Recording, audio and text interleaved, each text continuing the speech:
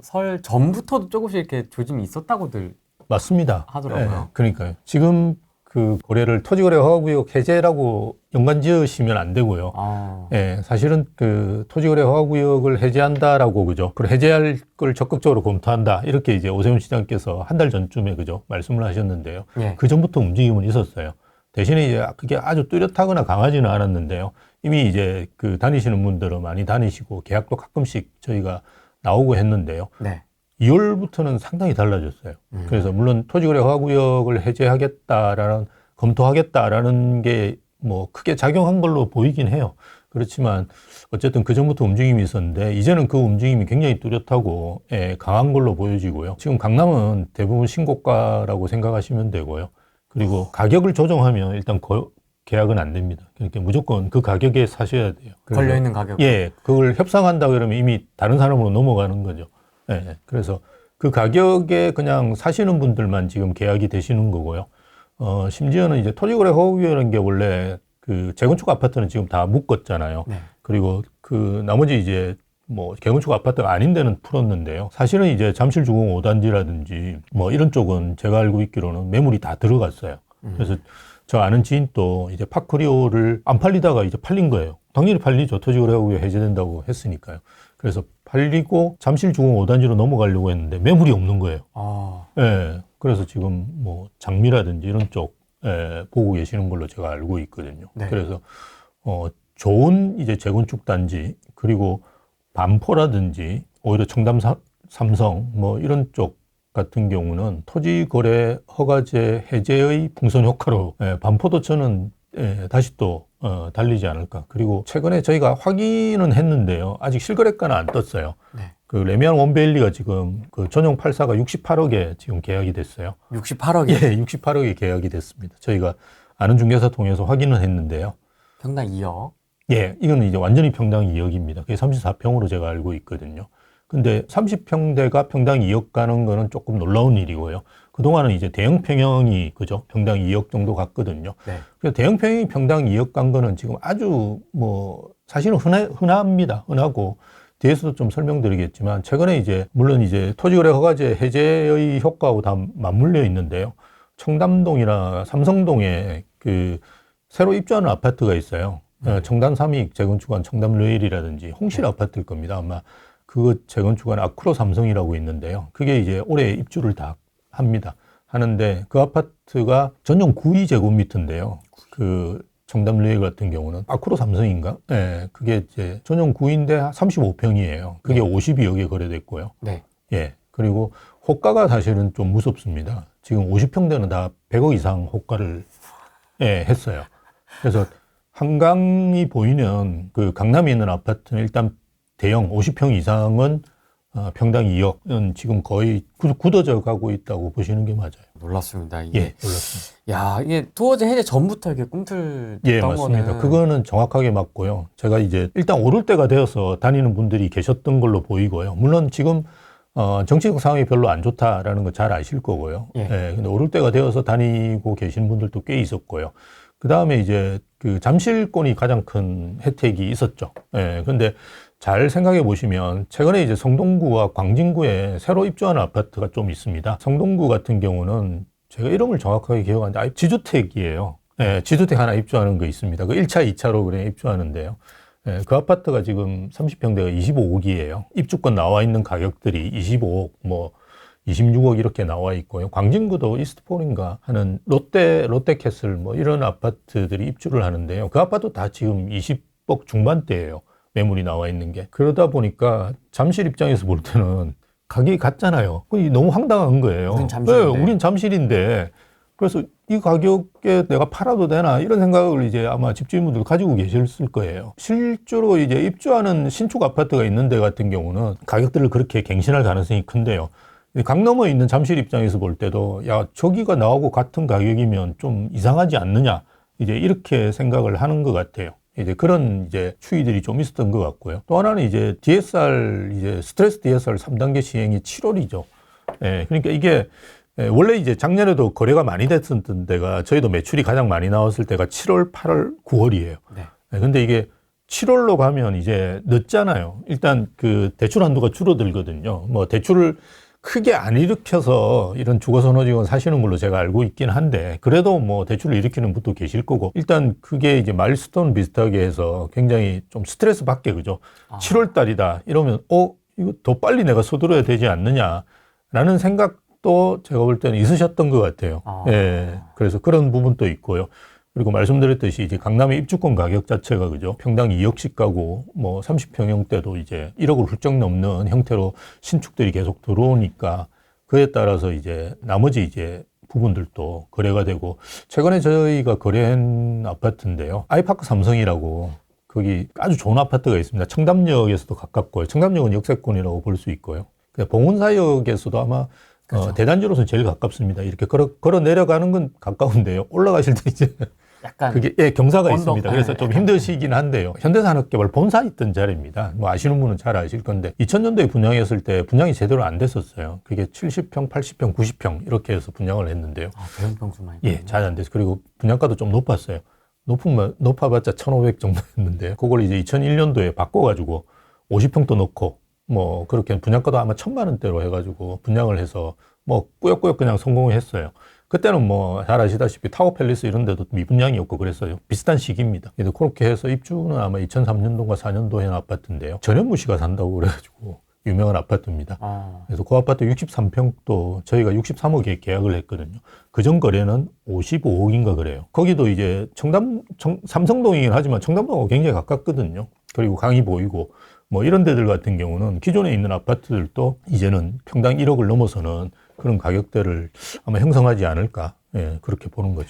근데 이게 이제 또 조금 드라이하게 보시는 분들은 야 예. 이게 언제까지 이렇게 올라갈 수 있을 예. 거라고 보냐, 이게 그게 그렇지 않다. 예. 이거 언제까지 받아주겠냐 사람들이. 예. 그렇지 않을 것이다. 7월에 DSR도 있고 지금 경기 침체가 장난이 예. 아닌데 지금 맞습니다. 일시적인 강남의 어떤 꿈틀거림 정도로 좀 보시는 분들도 계시고, 또 예. 한편으로는 이게 온기가 좀 이번에는 성동구를 넘어 동대문을 넘어 이렇게 퍼져나갈 것이다라고 좀 보시는 분들도 계신데, 교수님은 좀 어떻게 보세요?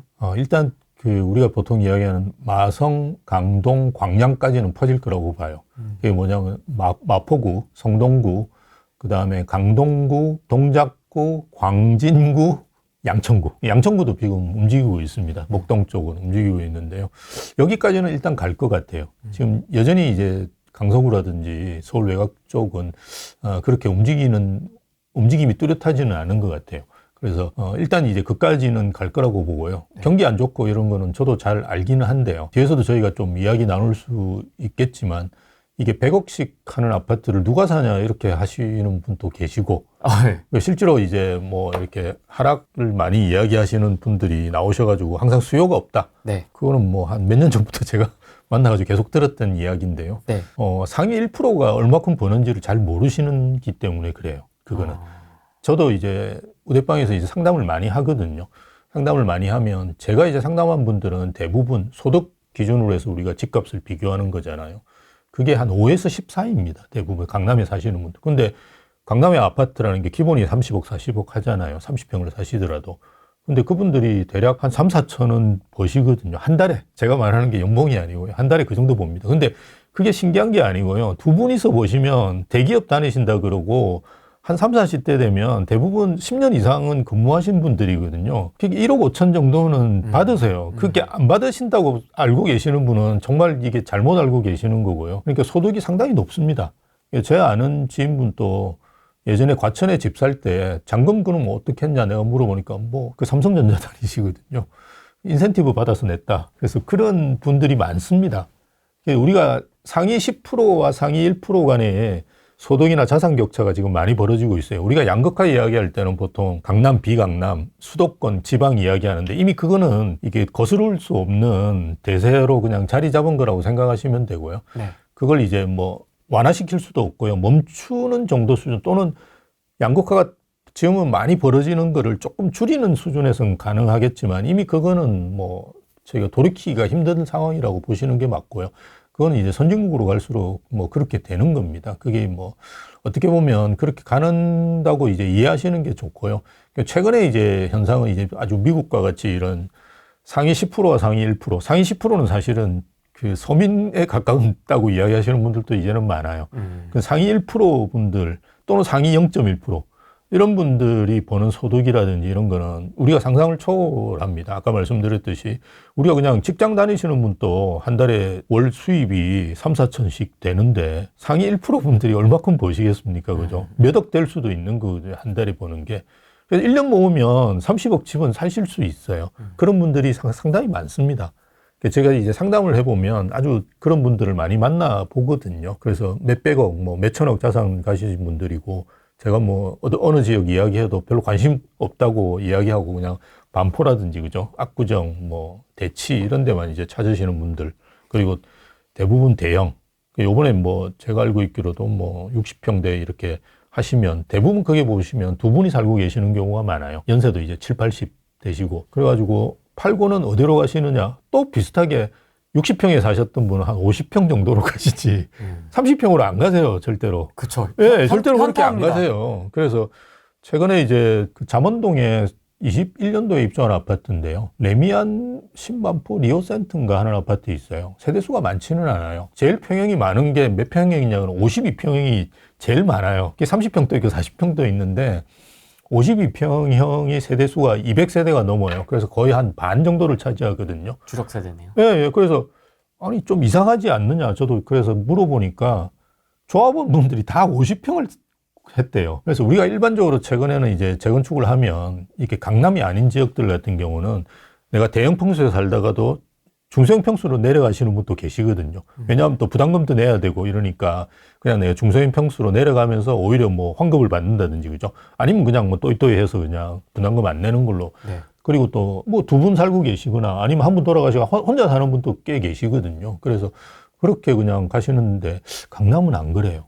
네, 강남은 60평 사는 분이 조금 낮춰가면 한 50평 이런 형태로 이동하시기 때문에 대형의 수요가 훨씬 많아요. 그리고 최근에는 이제 5년 동안 대형 아파트가 전체 아파트에서 입주하는 비중이 0.72%밖에 안 됩니다. 그래서 거의 우리가 대형을 안 지었어요. 아시다시피 아파트 단지에 가보시면 40평 이상을 찾아보기 되게 어려워요. 네. 이제는 그렇잖아요. 네. 네, 그러니까 50평 이상을 그분들은 원하시는데 그 물량이 없는 거예요. 그러니까 사실은 그 원베일리에 사시는 분들도 기존에 레미안 퍼스티지나 아니면 반포자에 사시다가 이거 한 20년 돼 가거든요, 이제.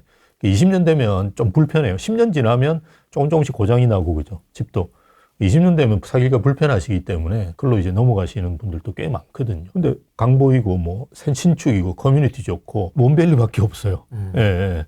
그래서 그런 분들이 자금력이 있으시면 자연스럽게 그쪽으로 넘어가시면서 뭐 몇십억 거래들을 이뤄내시는 거죠. 103억, 106억이 그냥 허황된 숫자가 아니네요. 그분들은 그냥 진짜 가치가 있다라고 생각하고. 그러니까 본인이 몇백억 있으시면 우리가 10억 정도 가지신 분이 그 집이 그 한 7, 8억 정도 되잖아요. 우리나라 차지하는 비중이. 왜냐하면 7, 80%가 부동산이니까. 네.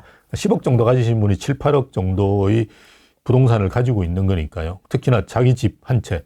그분 만약 한 300억 가지고 계신다 분이라 그러면 100억짜리 집을 사는 거는 우리하고 똑같은 개념으로 본다 그러면 굉장히 적게 쓰시는 거거든요.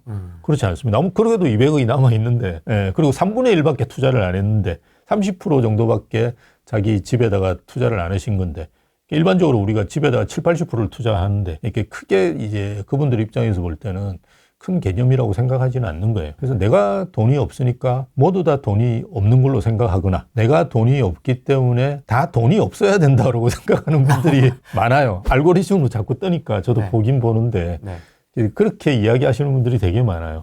그래서 수요가 없다. 항상 이야기하는 게 수요가 없는 거예요. 근데 우리가 소위 이야기하는 노동안이나 금강구 쪽은 움직이지도 않는데 강남에 몇 100억짜리, 50억짜리 아파트가 왜 움직이는지를 좀 생각해 보시면 그게 한두 건이라고 생각하시는 분이 많은데요. 아, 제가 알고 있기로 최근에 그 엘리트 거래된 거는 수십 건 거래됐어요. 네, 수십 건 거래됐어요. 한두 건이 아니거든요. 근데 왜 그렇게 얘기를 하시는 걸까요? 그러니까 봐라. 지금 살 사람이 없으니까 매물이 이렇게 쌓이는 거 아니냐. 매물에 대한 이야기도 좀 궁금한데요. 매물이 이렇게 쌓이면 이게 떨어질 수밖에 없다. 강조 포인트를 많이 두시더라고요. 그러니까 저는 이제 학교에 오래 있었기 때문에 이런 말씀을 드릴 수 있는데요. 일단 그 통계라는 게 아실이라고 하는 부동산 정보회사가 3년 전 정도에부터 만든 통계예요. 그게 어떻게 만드느냐 그러면 네이버에서 이제 크롤링해서 그죠. 우리가 그 매물 중복 같은 건 아마 제외하겠죠. 그렇게 해서 하는 건데 이게 공식 통계도 아니고 사실 통계로서의 가치를 가지려면 상당히 오랜 기간이 필요합니다. 우리 통계를 정립하기 위해서는. 근데 굉장히 이제 짧은 기간 안의 통계고 물론 이제 추이를 보는 거는 저는 의미가 있다고는 생각하는데 저는 사실은 그걸 참고 자료로 쓰지 그걸 그렇게 신빙성 있게 보지는 않습니다. 정부의 공식 통계도 많이 있고 우리가 KB 통계도 있고 그죠. 그런 데들은 80년대부터 통계를 만들어 온 데입니다. 그죠. 그리고 부동산 124도 제가 다녔지만 90년대 후반부터 만들어 온 통계, 거의 30년씩 통계를 만들어 온 데에서 가지고 있는 통계하고 그걸 단순히 비교하는 건 되게 위험하다고 보시는 게 맞고요. 또 하나는 이제 매물이 중요한 건 매물의 가격이 중요해요. 호가를 내가 어느 수준에 내놓느냐가 되게 중요한데 지금 아마 여러분 그 주거선호지역이라고 제가 말씀드린 한 10개 구라고 볼 수 있겠죠. 그런 데 가셔가지고 여러분이 생각할 때 이거 정말 저렴한 매물이 나왔네. 전화 한번 걸어보시는지 찾아가 보시면 그 매물은 없어요. 대부분이 다 기존에 거래됐던 것보다 호가를 높여가지고 거래를 내놨어요. 근데 이게 떨어지려면 즉 IMF라든지 금융위기가 왔을 때 우리가 가격이 많이 떨어졌잖아요. 그렇게 되려면 지금 거래된 것보다 호가가 더 낮아야 돼요. 그렇게 해서 실제로 이제 거래가 IMF 끝나고 IMF 98년도에 IMF가 저희가 터졌는데 99년도 거래량이 훨씬 많아요. 98년부터. 그러니까 IMF 닥치기 전에는 그래도 거래가 꾸준히 됐을 거 아니에요. 그거보다 훨씬 더 거래가 많아요. 그리고 2008년보다 2009년 거래가 훨씬 더 많아요. 왜? 가격이 뚝뚝 떨어져가 나오니까 그동안 이제 살려고 대기하고 있던 분들이 확 들어가서 산 거예요. 물론 2010년이나 이렇게 되면 또 쭉 떨어져요. 왜? 사고 보니까 더 떨어질 거 그러니까 더 이상 이제 안 덤벼들어서 그렇지만 그러니까 거래가 이렇게 하락된 매물이 많이 나왔을 때 거래가 확 늘어나면서 가격이 확 떨어집니다. 근데 지금과 같이 호가가 굉장히 높은 상태에서는 거래되는 것도 사실은 쉽지는 않고 많이 거래도 안 되고 옛날에 비해서 그리고 가격이 떨어질 수가 없죠. 가끔씩 이제 금매 나온 거 거래되고 이런 것도 있고 이렇게 되면서 이제 그 뭐 거래는 이루어지긴 하겠지만 대폭 이제 는 거래가 일어날 수 있는 상황은 아니거든요. 왜? 사는 사람 입장에서도 갑자기 막 3억, 5억씩 오르는데 그걸 난 그래도 좋아요 이러면서 덤벼들 사람은 많지는 않거든요. 그럼 또 관망하잖아요. 네. 떨어져 보고 있거든요. 그래도 계속 오른다 그러면 또 추격 매수를 하는 거고요. 주식하고 거의 비슷합니다. 부동산도. 대신에 이제 호흡이 길다는 것만 좀 차이가 있다고 보시면 되는데요. 그래서 그런 통계에서 이 호가 수준 자체가 다르고 그 다음에 가장 매물이 적었을 때가 언제냐 그러면 2022년 말 23년 초에 서울의 아파트 매물이 가장 적었어요. 몇만 건이었을 것 같으세요? 2만 건이었습니다. 매물이 그렇게 작았으면 가격이 폭등해야죠. 아무도 안 샀죠. 아무도 안 사요. 네. 안 팔리니까 매물도 안 나오는 거예요. 네. 어차피 내놔봤자. 그렇죠. 내놔봤자 안 팔리는데 뭐하러 굳이 내놔가지고 뭐 고생시킵니까? 그러니까 가장 매물이 적었을 때가 가장 안 좋았을 때예요. 그래서 지금은 좀 뭐 팔려고 이제 내놓는 분도 많고 또 뭐 중복 매물이 아니라고는 하지만 사실은 중복 매물도 제가 볼 때는 있는 걸로 판단하고 그게 이제 크롤링으로 아무리 그 중복 매물을 걸은다고 해도 그 있는 거는 발견할 수밖에 없거든요. 최근에 또 매물들은 보면 매매로 안 되면 또 전세로도 내놓고 전세한테 월세로 내놓고 이렇게 내놓는 분들도 많으세요. 그래서 그 통계를 사실은 저는 잘 믿지는 않는데 어쨌든 추이 자체를 본다 그러면 늘어나는 거는 맞으니까요. 저도 뭐 맞다고 볼 수 있는데 그 통계가 가지고 있는 한계들을 좀 아시면서 이제 보시는 게 필요하겠죠. 근데 이제 제가 말씀드리는 거는 한 10개 정도 되는 구들 그죠. 서울의 주거선호지역이라는 구고 이를테면 노도강이라든지 이런 쪽은 지금도 아마 가격 협상하면 가격 협상도 해줄 거고 청향 뭐 골라서 들어갈 수 있으실 거고 할 거예요. 왜? 거기는 아직까지 그런 훈풍이 안 갔으니까요. 그죠? 그리고 지금과 같은 시기에 단기적으로 저는 끝날 거라고 보지는 않거든요. 왜냐하면 일단 입주 물량이 없어요. 지금 우리가 여러 가지 변수 중에 딱 불안한 변수는 그 내수 경기 침체 외에는 모든 변수가 다 긍정적이에요. 지금 금리 같은 것도 어쨌든 떨어뜨리려고 정부에서 하지, 그죠? 오늘 0.25 떨어졌죠? 예. 아마 기준금리 같은 것도 오늘 떨어뜨렸나요? 제가 오면서 못 봤는데 기준금리 당연히 떨어뜨릴 거고요. 그리고 가상금리를 예전에는 작년에 여러분 한 5월 정도에 은행에 가셔가지고 주택담보대출을 받으셨으면 한 3.3 정도에 받으셨어요. 근데 작년은 잘 아시다시피 지금보다 떨어뜨렸으니까 0.75%포인트가 기준금리가 높았어요. 그런데도 불구하고 지금 한 4% 초반이거든요. 지금보다 1%포인트 낮았어요. 정부에서 계속 금리 올리라고, 그죠? 은행들 쥐어짜가지고는 가상금리를 그렇게 올려놓은 거거든요. 근데 이게 이제 정부에서는 지금 입장에서 경기 침체도 너무 심한 것 같고 그래서 다시 은행한테 그 좀 풀어라라고 지금 금감원 또 이야기를 하고 있거든요. 그래서 얼마 전에 제가 우리은행인가 뭐 그러니까 유주택자에 대한 대출도 풀겠다 뭐 이렇게까지 지금 나오고 있는 상황이기 때문에 금리는 3%대로 담보대출 금리는 떨어질 거예요. 그러니까 그게 티핑 포인트가 될 가능성이 굉장히 크다고 봐요. 그러니까 4%하고 3%는 저희도 이제 그 대출을 알선을 해드리거든요. 해드리면서 이렇게 상담을 할 때, 고객님은 3%대 나오던데 이러면 너무 좋아하세요. 너무 반갑죠. 너무 얼마 만에 3%대야. 그러니까 4% 중반쯤 될 줄 알았는데 갑자기 3%, 3.9 뭐, 이거는 뭐 전자계약하고 저희는 이제 다 전자계약으로 합니다. 전자계약하고 뭐 월급 통장 이런 것도 다 하고 그죠? 막 이렇게 꼭 여러분 물론 대출 전문가분들 말씀 많이 하시겠지만 내가 주거래은행이 있는데 꼭 거기만 하실 필요는 없어요. 다른 데 알아보시면 훨씬 더 공격적으로 나오는 데가 꽤 있습니다. 하나은행 이런 데가 좀 공격적으로 하는 대로 제가 알고 있는데요. 그런 데로 옮기시면 돼요. 뭐 월급 통장 옮기는 거예요. 뭐 요즘은 너무나 간단한데. 그러니까 부수거래 자꾸 시키니까. 뭐 그래도 뭐 일단 옮기셔가지고 대출 받는 게 어쨌든 여러분 뭐 5억 이상씩 요즘은 5에서 10억 사이 정도 받으시는 분들 많거든요. 네. 그러니까 그게 그 0.5%만 돼도 엄청납니다. 그래서 그거를 그렇게 옮기셔가지고 하시면 되는데, 어쨌든 뭐 많이 알아보시고 하시면 3%대까지 떨어지면 아마 그 상당히 이제 시장에 많이 들어오실 거예요. 그래서 모든 환경은 다 좋아요. 좋은데 딱 하나 내수경기 침체. 그거는 뒤에서 좀 드릴 말씀이 있겠지만, 네. 이 월세화로 가는 거. 저는 이제 제일 걱정하는 게 지금 월세가 상당히 높습니다. 2.5에서 한 3% 정도 수익률이 나오는데 이건 운용 수익입니다. 네. 그래서 우리가 자본 차익까지 고려한다 그러면 거의 7, 8% 이상이 나오는데요. 이렇게 월세화로 가는 시장이기 때문에 아마 그에 따른 소비가 많이 줄어들고 있는 부분이 아닐까. 왜냐하면 그 미국 같은 데서는 주거비가 전체 그 물가지수에서 차지하는 비중이 50%가 넘어요. 그래서 우리는 아직까지 그렇게 되지는 않습니다. 왜냐하면 그 집주인이 간주 임대료라고 해서 집주인은 이제 임대료를 내는 건 아닌데 우리가 기회비용 비슷하게 간주 임대료를 포함시킵니다. 그렇게 해서 하는데 우리는 뭐 그렇지 않기 때문에 제가 알고 있기로는 한 20, 30% 정도 되는 걸로 알고 있거든요. 근데 이게 큰 비중이다 보니까 어쨌든 월세를 자꾸 내시게 되면 소비할 돈이 없어지는 것 같고요. 그리고 최근에 이제 GDP 대비해서 가계부채의 증가 속도는 꽤 되는데요. GDP 대비해서 가계부채는 저희가 조금씩 줄어들고 있습니다. 그게 원래 이제 거의 한 100% 가까이 가다가요. 99까지 간 걸로 제가 알고 있는데 최근에 한 90%로 떨어졌어요. 그러니까 은행에서 대출 쪼이고, 그죠? 정부에서도 대출 못하게 하고 막 이러다 보니까 대출을 안 받으면 돈을 쓸 수 없는 분들이 많거든요. 이런 분들 소비들부터 많이 줄어드는 게 아닌가 싶기는 합니다. 그래서, 내수 경기는 저도 이제 걱정을 많이 하는데요. 앞에서 말씀드렸듯이 서울의 아파트는 전국에서 비중을 제가 말씀드리면 한 6.6% 정도 돼요. 서울에 있는 아파트, 뭐 한 동짜리 아파트고 모두 다 치면 한 6.6% 됩니다. 그런데 우리가 소위 얘기해서 주거선호지역에 있는 아파트는 한 2% 정도 돼요. 상위 1% 정도가 사는 거라고 생각하시면 돼요. 예. 그리고 지방에도 많이 있으신데요. 네. 최근에 이제 저희가 리센츠 32억에 거래된 게 있는데요. 예, 국평이 리센츠가 32억에 거래됐는데요. 그게 아마 제가 지방분이 사신 걸로 알고 있어요. 그동안은 이제 지방에서도 사고 싶은데 서울에 있는 똘똘한 한 채를 나도 사고 싶은데 돈도 많은데 그동안은 못 살았어요. 못 샀어요. 왜냐하면 들어와 살아야 되는데 거기 내가 살 수가 없잖아요. 지방에 사는데. 그래서 그런데 이제 엘리트 요 아파트는 좋다는 건 많이 들었거든요. 그래서 리센츠 이제 됐는데 사러 갔더니만 뭐 31억, 32억 지금 호가가 다 그렇게 돼 있거든요. 그래서 좋은 층 골라가 뭐 1억 더 줘도 된다. 좋은 층 골라라. 이래가지고 이제 쏘은 거예요. 지방분이 쏘은 거예요. 지방에서 지금 서울 아파트를 사는 분이 한 20 몇 프로 정도는 외진이시거든요.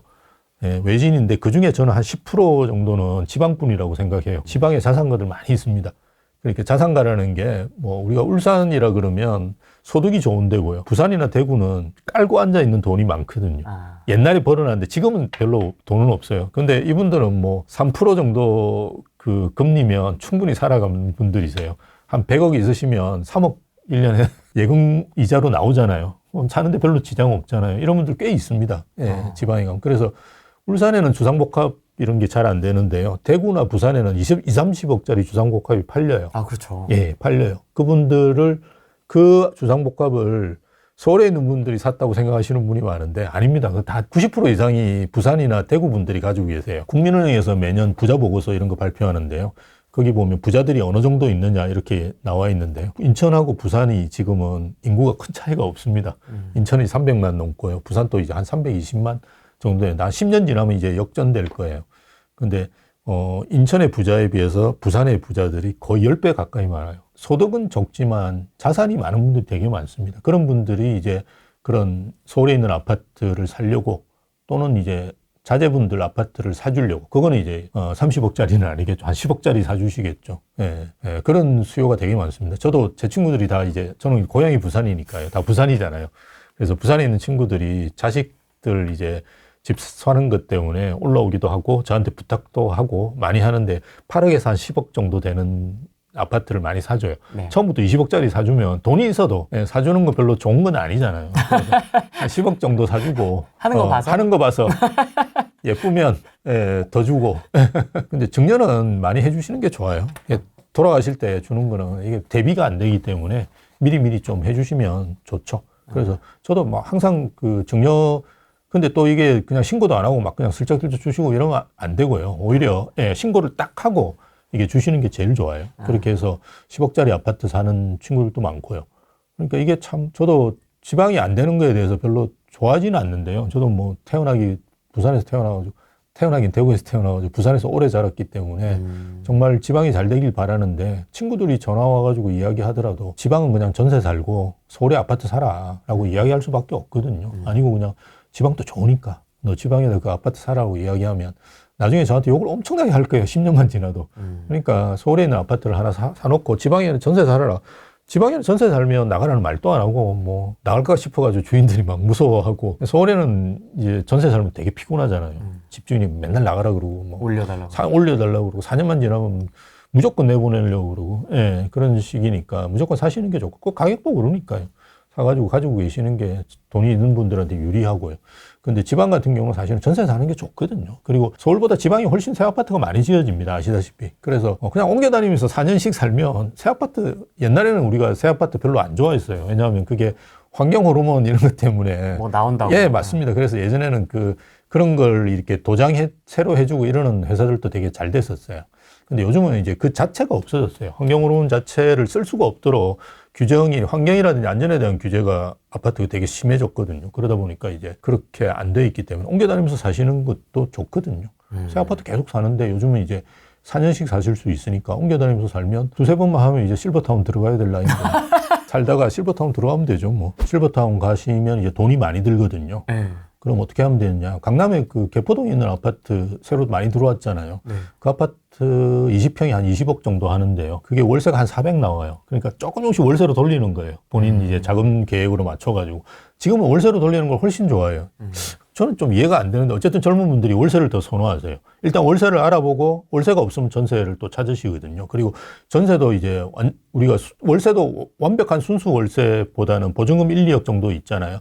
마찬가지로 이제 보증부 월세라 그래가지고 이제 그 10억이 전세다 그러면 한 5억에 얼마 뭐 이런 걸로 계속 협상해달라고 그러고, 집주인 입장에서는 또 5억을 그저 어떻게든 대출을 받든지 어디서 끌어와야 되니까 또 싫다 그러시고 막 그러는데, 어쨌든 월세를 좋아하세요. 그래서 월세로 조금씩 돌리셔가지고 나중에 이제 월세 400, 뭐 그건 제가 볼 때 올라갈 거예요. 월세는 더 이제 500, 600 뭐 어느까지 올라갈지는 저도 모르는데요. 600. 와. 근데 지금은 3, 400은 일반적이에요. 월세 내시는 분들이. 그러니까 아까 제가 말씀드렸지 않습니까? 한 달에 이제 3, 4천을 보시기 때문에 월세로 3, 400 내는 거는 부담은 아니에요. 왜냐하면 우리가 월세라든지 이런 주거비는 그 소득의 30% 정도까지는 사람들이 부담할 용의가 있다고 합니다. 50% 넘어가면 위험하다고 하는 거지 50%도 꼭 나쁘지는 않은 거예요. 그래서 30%면 3천만 원만 해도 30%면 1,000만 원. 그러니까 3, 400 월세는 외국에는 아주 흔하고요. 맨하탄 가면 원룸이 그냥 4, 500 해요. 그러니까 그냥 그렇다고 생각하시면 되는데요. 어쨌든 3, 400 내고 강남에 이제 편의시설 누리는 거를 그렇게 부담되게 생각 안 하시는 것 같아요. 그래서 그런 분들을 들여가지고 그죠? 계속 바꾸는데, 저는 월세는 지금보다는 조금 더 오를 거라고 봐요. 왜냐하면 지금 현재 월세는 전세 가격을 월세로 전환한 거예요. 예, 그렇잖아요. 그래서 아까 말씀드린 수익률이 2.5에서 3% 정도밖에 안 돼요. 근데 원래 수익률이 한 5% 돼야 되잖아요. 수익률이 5% 되려면 이제 매매 가격에서 월세로 돌려야 되거든요. 그럼 아까 말씀드렸듯이 400 받는 걸 800 받아야 되는데 800 받을 수 있을까? 자, 그건 고민이잖아요. 자, 그러면 이제 우리가 또 고민해야 될 사항이 뭐냐 그러면 월세화로 완전히 바뀌면 집값이 떨어질 건가에 대한 고민을 해야 돼요. 저는 조금 하향 안정화될 수도 있다고 봐요. 그러니까 월세는 올라가는 게 좀 한계가 있을 거고죠. 800 받기는 힘드니까 한 6, 700 정도. 그래서 매매 가격은 이게 월세로 보면 너무 높잖아요. 네. 우리나라 가격이. 그럼 조금 하향 안정화되면서 그죠? 완전 월세화로 되는 거. 그래서 그걸 대비하시고 제가 볼 때는 자꾸 시세 차익형으로만 생각하지 마시고 그죠? 월세 받는 상품으로서 아파트들을 이제는 조금씩 바라보시는 그런 스탠스를 좀 바꾸시는 것도 예, 좋지 않을까. 예, 그렇게 봅니다. 아, 근데 강남의 그런 고가 아파트들 월세로 바꿔나가려면 시간이 좀 그러니까 서서히 되겠죠. 서서히. 준비를 미리미리 해야 되겠네요. 예, 그렇죠. 뭐 민주당에서는 전세를 되게 싫어하지만 이거 하루아침에 바꿀 수는 없거든요. 들어온 놈도 전세고 나가는 놈도 전세인데 그걸 어떻게 바꿔요? 그래서 시간은 많이 걸리겠지만 근데 어쨌든 최근에 이제 거래되는 비중을 보면 월세는 조금씩 늘어나고는 있습니다. 그리고 아까 말씀드렸지 우리나라는 순수 월세라고 해도 한 1, 2억 잡고 있거든요. 그래서 왜냐하면 이거 참 또 이런 이야기 하면 욕도 많이 하실 거지만 우리는 이제 임대인을 지금 그 뭐라 그러냐 스크린 하잖아요. 임대인에 대해서 이놈이 그 세금을 체납한 게 있는지 네. 뭐 이런 걸 보잖아요. 네. 예, 보는데 외국에는 임대인 스크린이란 자체가 없어요. 왜냐하면 월세이기 때문에 그리고 보증금이 없습니다. 외국에는 그냥 한 달이나 두 달치 정도만 잡거든요. 그것도 이제 뭐 우리처럼 돈 떼먹고 도망가서 잡는 게 아니고 그냥 그 나갈 때 보면 이제 벽지 같은 게 낡았잖아요. 그거 다시 해야 되기 때문에 대부분 일본 같은 데 돌려주지는 않아요. 그냥 보증금은. 이제 그런 식으로 잡고 있는 건데 우리는 이제 돈 떼먹고 도망갈까 싶어가지고 1억씩, 2억씩 이렇게 잡고 있는 거잖아요. 그래서 외국에는 뭐가 있냐 그러면 임차인 스크리닝이 있어요. 그래서 임차인한테 그 재직증명서 가져오라고 그래요. 문제 있으면 보증보험 들어가지고 갖고 오라고 그러고 이런 식으로 해요. 아무나한테 안 빌려줘요. 저희 형도 미국에서 오래 공부했는데 미국 처음 가가지고 집을 못 구했어요. 기숙사 처음 못 들어가가지고 집을 못 구했는데 그거 이유가 그래요. 너 뭐 신용이 있다고 그 내가 집을 빌려주냐 이거예요. 아, 고학력자인데도요? 아니 그러니까 그거 아니 고학력자인데 자산이고 뭐가 없잖아요. 학생이니까 아. 이렇게 안 빌려주는 거예요. 그래 교수가 와서 인보증. 와. 여러분 한국에는 인보증이 이제 없어졌잖아요. 미국이나 일본에 있습니다. 인보증이. 그래서 보증 우리나라는 긍정적인 요소가 되게 많아요. 인보증 같은데 왜냐하면 내가 이 사람을 신뢰한다라는 걸 이렇게 해서 대부라든지 그죠 이런 제도들이 외국에는 있어요. 그래서 교수가 인보증을 써서 들어갔어요. 네. 교수님이 오셔가지고. 네, 교수님이 오셔가지고 학생 월세방 학생 월세방 구하는데 예, 왜냐하면 방법이 없으니까. 그리고 자기가 어쨌든 뽑은 학생이잖아요. 그러니까 뭐 길거리 나앉을 수도 없죠. 그리고 기숙사는 이미 다 찼고 예, 그런 상태였어요. 그래서 그 임차인에 대한 스크리닝을 엄청 철저하게 해요. 그래서 제가 그걸 칼럼에 한번 썼더니만 또 밑에 댓글이 도덕론부터 시작해가지고 뭐 이러는데 어쨌든 외국 사례는 그래요. 그래서 여러분 좀 글로벌하게 움직이시는 분들은 제 말씀을 뭐라고 이해하실 건데요. 어쨌든 예, 제가 볼 때는 서서히 이제 월세화로 가면서 가격은 좀 하향 안정화되고 그렇다 그러면 저는 아주 좋다고 봐요. 아. 그래서 이를테면 내가 개포동에 그죠 한 20평대 아파트 그건 월세 진짜 잘 나가거든요. 지금 400인데 한 5, 600 정도를 받을 수 있다 그러면 무슨 걱정이 있습니까 노후에. 그러니까요. 그거 하나 가지고 있으면 끝이죠. 연금 몇 개보다 낫다. 그리고 저 실버타운 저 클래식 500입니까? 한 명당 500만 원 들어간다는데요. 아, 진짜요? 그런 데 가지고 있으면 되죠. 진짜. 월세 받아 그냥 주면 되죠. 뭐 이런 식으로. 예, 주택연금 왜 합니까? 그냥 월세 받으면 되죠. 주택연금 여러분 생각하실 때 뭐 좋은 거라고 생각하지만 사실은 지방에 있는 안 오르는 아파트 10억짜리 이런 걸 넣으면 제일 좋고요. 서울은 오르잖아요. 오르면 손해예요. 예, 오르는 걸 다시 재산정 해주지 않거든요. 강남에 있는 아파트 주택연금 하면 그만큼 바보짓이 없어요. 예, 그러니까 그런 거는 그냥 월세를 받으면 월세 계속 오르죠. 따박따박 들어오죠. 그리고 도망갈 염려도 도망가도 보증금 이만큼 들고 있는데 그게 무슨 상관이 있어요. 그러니까 그런 월세 방향으로 가고 있는 데서 기회 같은 걸 찾으실 수도 있다고 봐요.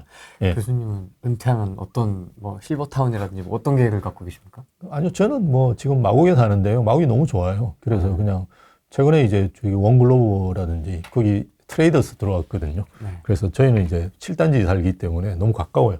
그래서 걸어가가지고 밤에 쇼핑 같은 것도 하고 싹개 같은 거 한 박스 들어오고 차를 가지고 가면 불편한데요. 그냥 걸어가도 큰 문제 없어요. 그래서 그런 거 술 같은 거 이제 많이 사야 되는 거는 예, 안 상하는 것만 사면 되니까요. 그리고 이제 앞으로 그게 지금까지 몰이 없어가 되게 불편했는데 밑에 다 깔려요. 그래서 공원 있고 뭐 LG 아트센터 가끔씩 뮤지컬 오면 집사람하고 보러 가거든요. 그래서 거기 계속 저는 살려고 해요.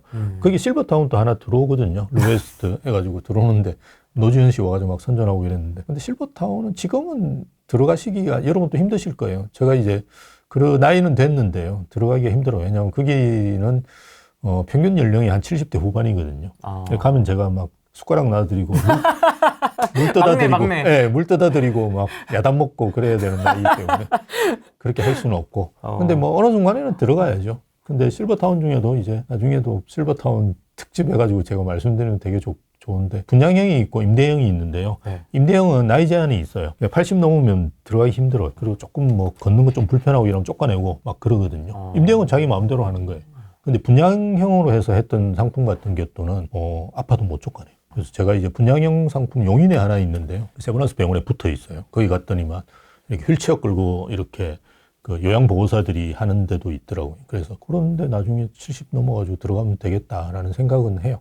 하는데 아직까지는 아닌 것 같고요. 지금 아직도 뭐 등산 다니고 이러는 나이인데 거기 가기는 좀 그렇고요. 그래서 그렇게 생각하고, 지금은 이제 나이가 이제 많이 드시고 이러면 자연스럽게, 그러니까 부동산에 있는 자금들을 그죠, 이렇게 유동화 많이 시키셔야 돼요. 그래서 현금하고, 제 생각에는 은퇴하는 시점부터 시작해서 거의 5대5 정도로 만드시로, 지금은 말씀드렸듯이 거의 8대 2잖아요, 우리나라. 그래서 80%를 부동산으로 가지고 있는데, 이건 유동화가 안 된 상품이기 때문에 어쨌든 유동화 시킬 수 있는 대로 최대한 유동화 시키셔가지고, 아까 월세 받는 거는 유동화 시키는 거죠. 그죠? 예, 그렇게 유동화를 시키셔가지고 평생 내가 300, 400 받는다, 500, 600 받는다, 엄청난 거죠. 예. 평생 여러분이 한 5, 600을 받을 수 있는 금융상품이 몇십억 될 거예요. 예. 그래서 그런 걸 가지고 있으신 거니까요. 그렇게 유동화 시킬 수 있는 방법을 고민을 해서 이렇게 한 5대5 정도로는 빨리 만들어 놓으시는 게 저는 좋지 않을까. 예, 그렇게 생각하는 거죠. 저도 마찬가지로 그렇게 해야 되지 않을까. 요즘은 자금조달 계획서를 써야 되거든요. 그래서 쓰면서 이제 물어보면 빈자리가 조금씩 있어요. 빈 공간이. 한 20억짜리 아파트를 사면 한 5억은 어디 간 거 없어요. 이건 대출도 해놓은 것도 아닌데 부모님이 주는 거예요. 그래서 이걸 신고를 해서 하는지, 저희는 이제 신고하라고 많이 권해드려요. 그런데 이제 신고 안 하고 하시는 분들도 많은 것 같아요. 그래서 그건 조심하시라고 일단 저희가 주의는 시키는데, 그건 뭐 본인 마음이시는. 나중에 다 나오지 않을까요? 골치 아파져요. 왜냐하면 이게 아버님이 직장 다니시면 상관이 없는데요. 사업하시는 분들 같은 경우는 이게 뭐냐 그러면 자금이 원천까지 나중에 세무조사가 들어가거든요. 그럼 회사잖아요. 회사가 수십억 이제 하는 거예요. 아니, 네가 회사에서 돈 벌어가 자식한테 한 거 뭐 이런 거 다 그냥, 그리고 회사는 일단 세무조사를 하면 뭔가 나와요. 뭔가 나오게 돼 있어요. 아들 타고 아버지 회사까지 타고. 그렇죠. 아버지 회사까지 타고 들어가가지고 아버지 회사 세무조사를 때리면 이건 몇억 수준에서 그냥 해결되는 문제가 아니거든요. 몇십억 되고 아버님 회사가 휘청거려요. 네. 그리고 의사 이런 분들도 되게 조심하셔야 되고요. 왜냐하면 의사들도 이렇게 타고 들어가잖아요. 왜냐하면 소득의 원천이니까. 그러니까 사업하는 분은 내가 개인 사업이건 법인이건 다 똑같다고 봐요. 그러니까 우리 형이 그 의사인데요.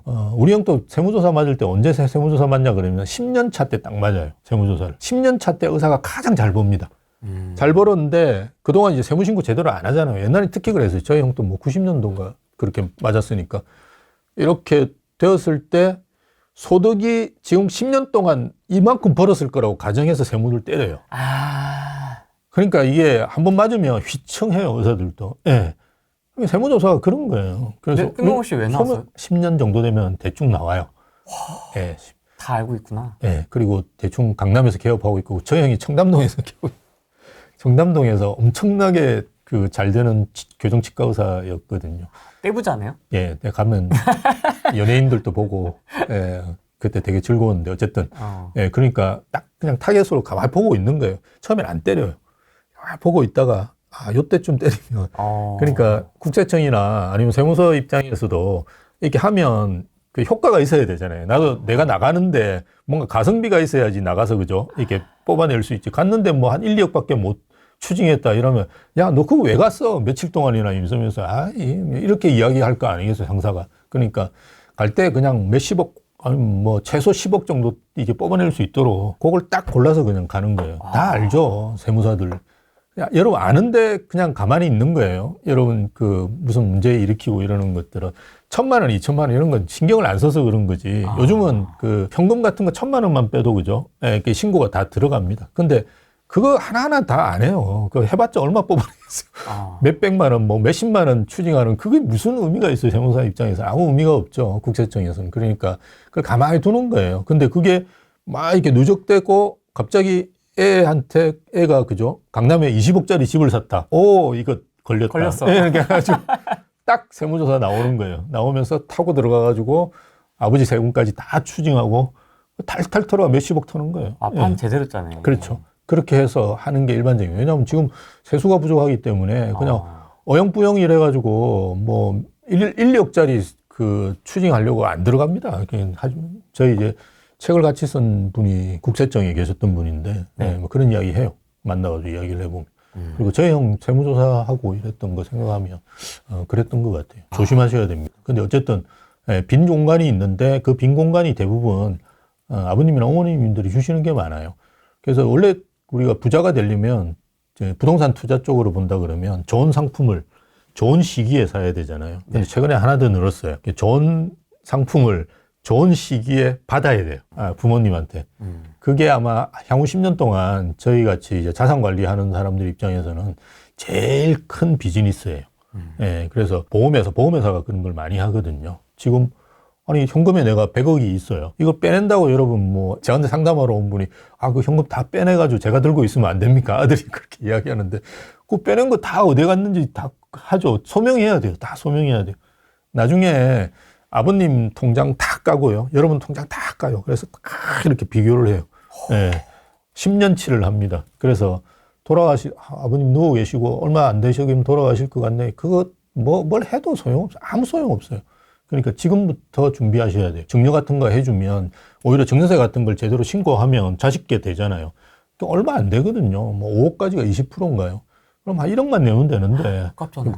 크긴 하죠. 근데 그걸 안 해놨다고 안 해놓다가 10억을 맞을 수도 있는 거니까요. 그리고 일단 그렇게 해놓으면 본인께 되잖아요. 그리고 서울에 좋은 아파트 사놓으면 오르잖아요. 그럼 나중에 지금 이제 안 오르는 상품을 나중에 10년이나 20년 내가 죽기 전에 뭐 이렇게 보면 거의 뭐 두세 배 올랐을 거 아니에요. 그러면 지금 내는 1억이 아깝냐? 그렇지 않거든요. 그래서 조금 적극적인 자세로 하면 좋고 요즘은 이제 결혼하면 또 한 3억까지인가 그렇게 양쪽에서 이렇게 받아가 할 수 있으니까요. 그런 것들 엄청나게 잘 활용하셔야 돼요. 엄청나게 잘 활용하셔야 돼요. 장기 플랜으로 좀. 그렇죠. 이게 사람이 물론 갑자기 죽는 건 어떻게 할 수 없고요. 근데 대략 한 90까지는 사시잖아요. 요즘 저도 보니까 대략 뭐 남자들도 한 90까지는 사는 것 같아요. 그러면 뭐 한 70 됐다 그래도 20년이 남았잖아요. 일단 평균적으로 보면 한 20년이 남았고 그 사이에 계속 플랜을 잘 짜 나가야 돼요. 그리고 돌아가실 때 현금이 있어야 되기 때문에 종신보험 같은 것도 좀 제가 보험회사 뭐 자꾸 말씀드리는 것 같은데 그렇게 현금이 나와야 돼요. 돌아가실 때 현금이 있어야지 이걸 그냥 처리를 할 수 있거든요. 상속세 이제 무조건 낸다고 생각하셔야 돼요. 서울에 집 있다 그러면 내가 상속세를 뭐 적게 내고 이런 거는 되는데 상속세 안 낸다고 바둥거리실 필요는 없고요. 내야 되는데 얼마만큼 줄일 수 있느냐를 고민하셔야 되는데요. 그럼 현금이 있어야 돼요. 내가 그냥 현금 뭐 몇십억 들고 있다, 한 30억 들고 있다 이러면 뭐 걱정 안 하셔도 되는데 그게 아니면 팔아야 돼요. 그렇잖아요. 뭐 6개월인가 아마 그럴걸요. 상속세 납부 그게 6개월 만에 안 팔려요. 어떻게 팔아요 그걸. 그러니까 어떻게 해야 돼요? 30억짜리면 25억에 팔아야 돼요. 네, 그래서 그렇게 할 수밖에 없어요. 금매라는 게 보통 그렇게 많이 나옵니다. 이혼 뭐 이런 거. 이혼해가지고 재산 분할해가지고 집사람이 계속 뭐 돈 달라 그러는데 빨리 팔아야 될 거 아니에요. 그러니까 뭐 빨리 내가지고 헐값에 팔고 뭐 그런 거 아니고는 강남에 뭐 그렇게 나올 수가 잘 없죠, 사실은. 지금 강남의 핵심 지역, 뭐 예. 인기 지역까지가 지금 훈풍이 불고 있는데 맞습니다. 그러면 외곽 지역, 뭐 노도강 근관구라든지 수도권이라든지 뭐 이렇게 좀 더 퍼져나갈 수가 있을까? 지금 거기는 아직 좀 조용한 것 같은데. 근데 퍼져나갈 것 같아요. 퍼져나갈 수밖에 없는 이유가 입주 물량이 너무 적어요. 네. 내년에 7,000세대인가 8,000세대 입주하거든요. 네. 아파트가. 아까 말씀드렸듯이 뭐 매물이 이렇게 많은데 그러니까 우리가 이제 분양해서 입주하는 것도 있고 기존 매물도 나오는 것도 있는데요. 일단 분양해서 매물 나오는 것도 되게 중요해요. 왜 그러냐 그러면 전세에 직접적인 영향이 있거든요. 입주 물량은. 그래서 올해까지는 저는 서울이 뭐 전세 가격이 폭등한다라고 생각은 안 하는데요. 내년부터는 아주 심각할 거예요. 전세가. 이렇게 원하시는 분들은 또 들어가시거든요. 물량도 많고 새 아파트 살고 싶은 욕구들이 많으시니까 젊은 분들이. 그렇게 들어가시면서 가격들을 막 올려놓고 그럼 자연스럽게 기존 가격들도 올라갈 가능성이 크니까요. 그렇게 되면 저는 좀 훈풍이 퍼질 수는 있다고 봅니다. 그래서 대신에 이제 유의해야 될 사항은 뭐냐 그러면 10억 아파트가 12억은 되겠지만 5억 아파트가 6억 되기는 힘들 거예요. 5억 아파트는 한 5억 5천 정도 될 것 같아요. 어떤 분은 지금 이게 외곽 지금 하나도 안 올랐으니까 오히려 떨어졌으니까 외곽 사는 게 좋다라고 이야기하는데, 일단 제가 만나본 그 투자자분들이라든지 집을 사려고 하는 분은 별로 관심이 없습니다. 외곽 쪽에는. 그리고 특히 더 문제가 20, 30대가 별로 관심이 없으세요. 그러니까 여러분 통계를 찾아보시면 우리가 30대, 20, 30대 분들이 서울 거주 비중이 한 30% 정도 되거든요. 근데 제일 많이 사시는 데가 보면 뭐 관악구라든지 뭐 이렇게 좀 가격은 좀 저렴하면서 강남하고 가까운데, 예, 뭐 이거 마포구 이런 데도 많이 사시고 성동구도 사시고 이런 데 사시고요. 우리가 소위 이야기하는 노도강에 젊은 분들이 많이 산다고 생각하시는데요. 25% 정도 제일 낮아요. 안 좋아하세요, 젊은 분들이. 그럼 20, 30대가 안 사면 안 좋아져요. 예, 이게 그렇게 좋아질 수가 없어요. 그러니까 20, 30대가 물론 자기 돈으로 사느냐 안 사느냐의 문제이긴 한데요. 아버지가 사주든 뭐 자기가 사든 어쨌든 자기가 고르니까요. 그렇게 사시는 분들이 노도강이나 금강구 쪽을, 관악구가 들어가서 죄송한데 관악구는 사실 빼는 게 좋은데 어쨌든 노도강 금강구 쪽에서는 그렇게 선호하지는 않으세요. 그렇다 그러면 가격의 회복이란 이런 게 느리고 폭이 크지는 않을 거예요. 그리고 그게 이제 문제가 뭐냐 그러면 예전에는 상승률은 같았거든요. 그러니까 10억 아파트가 20% 오르면 5억 아파트 6억 올랐어요. 대신에 이제 따라가지는 못하죠. 왜냐? 금액적으로 너무 계속 벌어지니까 갈 수가 없어요. 그런데 지금은 그 금액 자체도 이제 상승률 자체도 달라지는 거예요. 금액뿐만이 아니라. 그러니까 작년 같은 경우에도 우리가 성동구, 서초구 이런 데는 거의 10% 가까이 올랐거든요.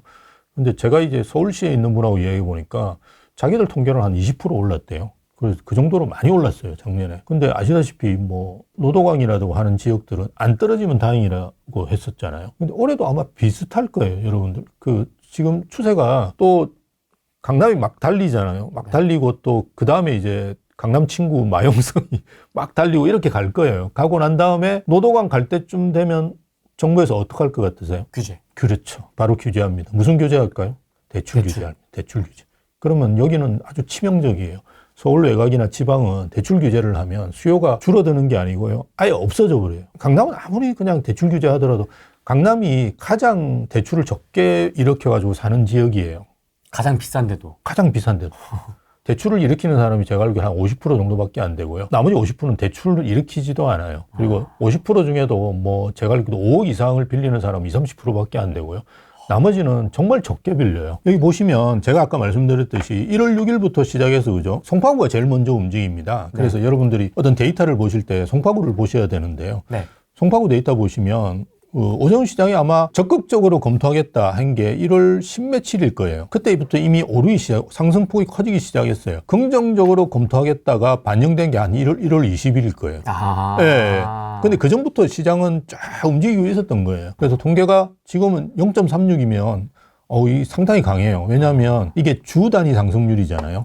이걸 연율로 바꾸면 17%, 18% 정도 돼요. 어마무시한 상승률이죠. 그러네요. 예. 그래서 아까도 말씀드렸듯이 오를 시점이 됐는데 기존에 뭔가 움직임이 있었던 것이 훨씬 더 강해졌다. 이렇게 생각하시면 되고요. 그거는 송파구만 그런 거 아니에요. 과천시도 마찬가지예요. 보시면 과천은 아무 상관이 없어요. 토지거래 허가구역하고. 토지거래 허가구역 해제하는 거하고 과천시하고 무슨 상관이 있습니까? 근데 과천은 벌써 1월 6일부터 오르기 시작한 거예요. 0.07이면 0.1% 가깝잖아요. 이것도 의미가 있어요. 왜? 연율로 하면 5% 되거든요. 52주니까 0.1% 오르면 0.1에 52 곱해보시면 5% 넘잖아요. 그리고 지금은 한 송파구 오르는데 과천이 왜 0.15%나 올라요? 0.15%는 상당히 강한 상승률이거든요. 서초구, 강남구 뭐 이런 데 서초구도 왜 올라요? 서초구는 토지거래구역으로 지정된 아파트 딱 2개밖에 없어요. 신반포 2차, 진흥, 영원히 지금 재건축이 안 되고 있는 진흥 아파트. 그 2개밖에 없어요. 무슨 의미가 있냐는 거예요. 토지거래가구 해제하는 거. 그래도 움직이는 거예요. 왜? 이미 움직이고 있었어요. 시장에서는. 그래서 그런 거를 좀 아시는 게 중요하다는 거예요. 그래서 토지거래구역 해제 뭐 효과가 얼마가겠냐 이렇게 생각하실 수가 있는데요. 그 효과만 있어가지고 가격이 오른 게 아니다라고 이제 판단하셔야지 이 시장을 제대로 볼 수 있는 거예요. 뜬금없긴 하죠. 그리고 다들 이제 의심을 하는 눈초리를 가지고 있는 건 맞아요. 왜냐하면 오세훈 시장은 100% 서울 그 대통령 선거에 나올 것 같아요. 왜냐하면 제가 서울시청 공무원한테 물어보니까 오세훈 시장님 나오시겠죠? 이러면 뭐 나오시겠죠. 이 정도 이야기할 줄 알았는데 100%입니다. 이렇게 이야기해요.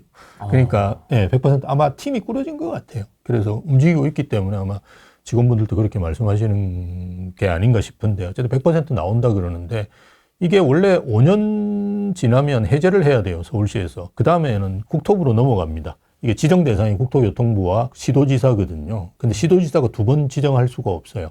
5년 되면 끝나야 돼요.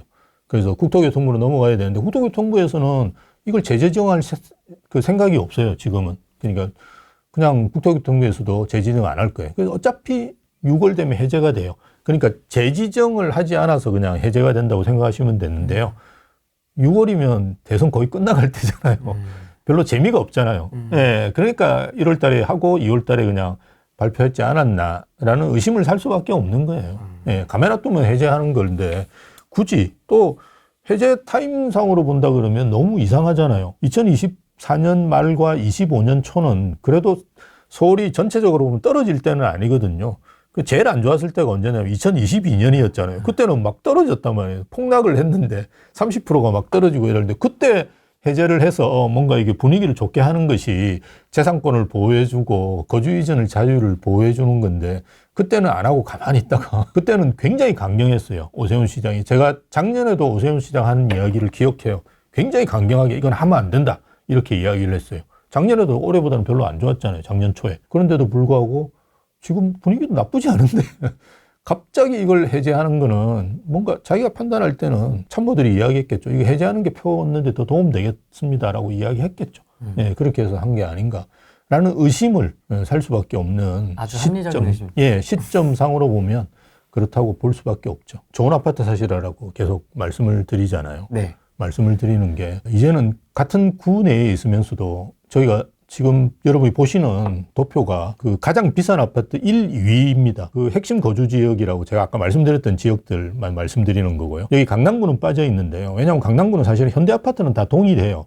그래서 그냥 현대 아파트가 지금 30평형대가 여기 30평형대입니다. 84 전용 84인데 그게 48억이 아마 거래된 걸로 제가 알고 있고요. 그 다음에 낮은 아파트가 레데펠이라고 하는 레미안 대치팰리스예요. 물론 이제 현대 아파트가 보면 48억, 47억, 46억 이렇게 있기 때문에 1, 2 아파트 차이가 그죠. 1억밖에 안 나는 거지만 사실은 현대 아파트는 그냥 동급으로 다 그냥 보셔야 되고 레데펠이 40억이니까 8억 차 나잖아요.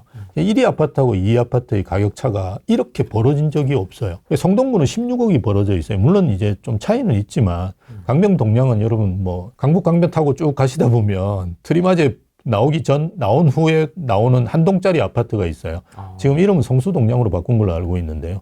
이게 재정비 촉진지구 안에 들어가 있어요. 그래서 아직까지도 그죠. 성수동은 토지거래가구역으로 묶여있기 때문에 실거주를 하셔야 돼요. 그나마 여기 실거주 가능한 아파트가 이거밖에 없어요. 다른 아파트 한 2개, 두산이란 이런 게 있는데 이거는 재척됐어요. 그래서 요거밖에 없어요. 그래서 한 30억 거래되고 있는 거고요. 강동구도 올림픽 파크 포레온하고 그라시움하고 차이가 상당히 나옵니다. 6억 나지만 6억이면 뭐 다른 지역에서는 거의 아파트 가격입니다. 그죠? 송파구도 잠실주공 5단지하고 리센츠 32억 거래됐다고 있는데 그거는 저희 아직 신고가 안 된 거기 때문에 6억 정도 되고요. 서초구가 그래도 제일 적어요. 5억 2천. 근데 레미안 원빌레 68억에 거래됐다 그러면 또 10억 넘게 벌어지는 거죠. 동작구도 아크로 리버하임이라고 아시다시피 그게 27억 5천 거래됐어요.